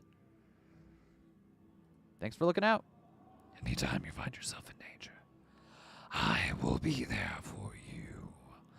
I will always be there for you. Good talk. Can sleep now. Good night, Eskay.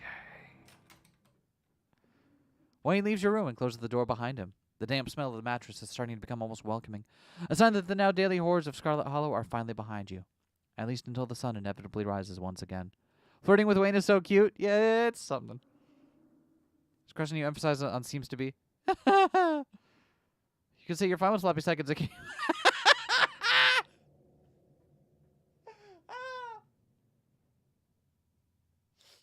Why would you phrase it that way? You close your eyes, your exhausted body succumbing to sleep almost immediately. As you drift off, you think Reese in the way his mangled but still living body writhed in his funeral pyre. And then you think of nothing. I got 2 achievements. Good old-fashioned train robbery and Benoit Blanc. Hell yeah.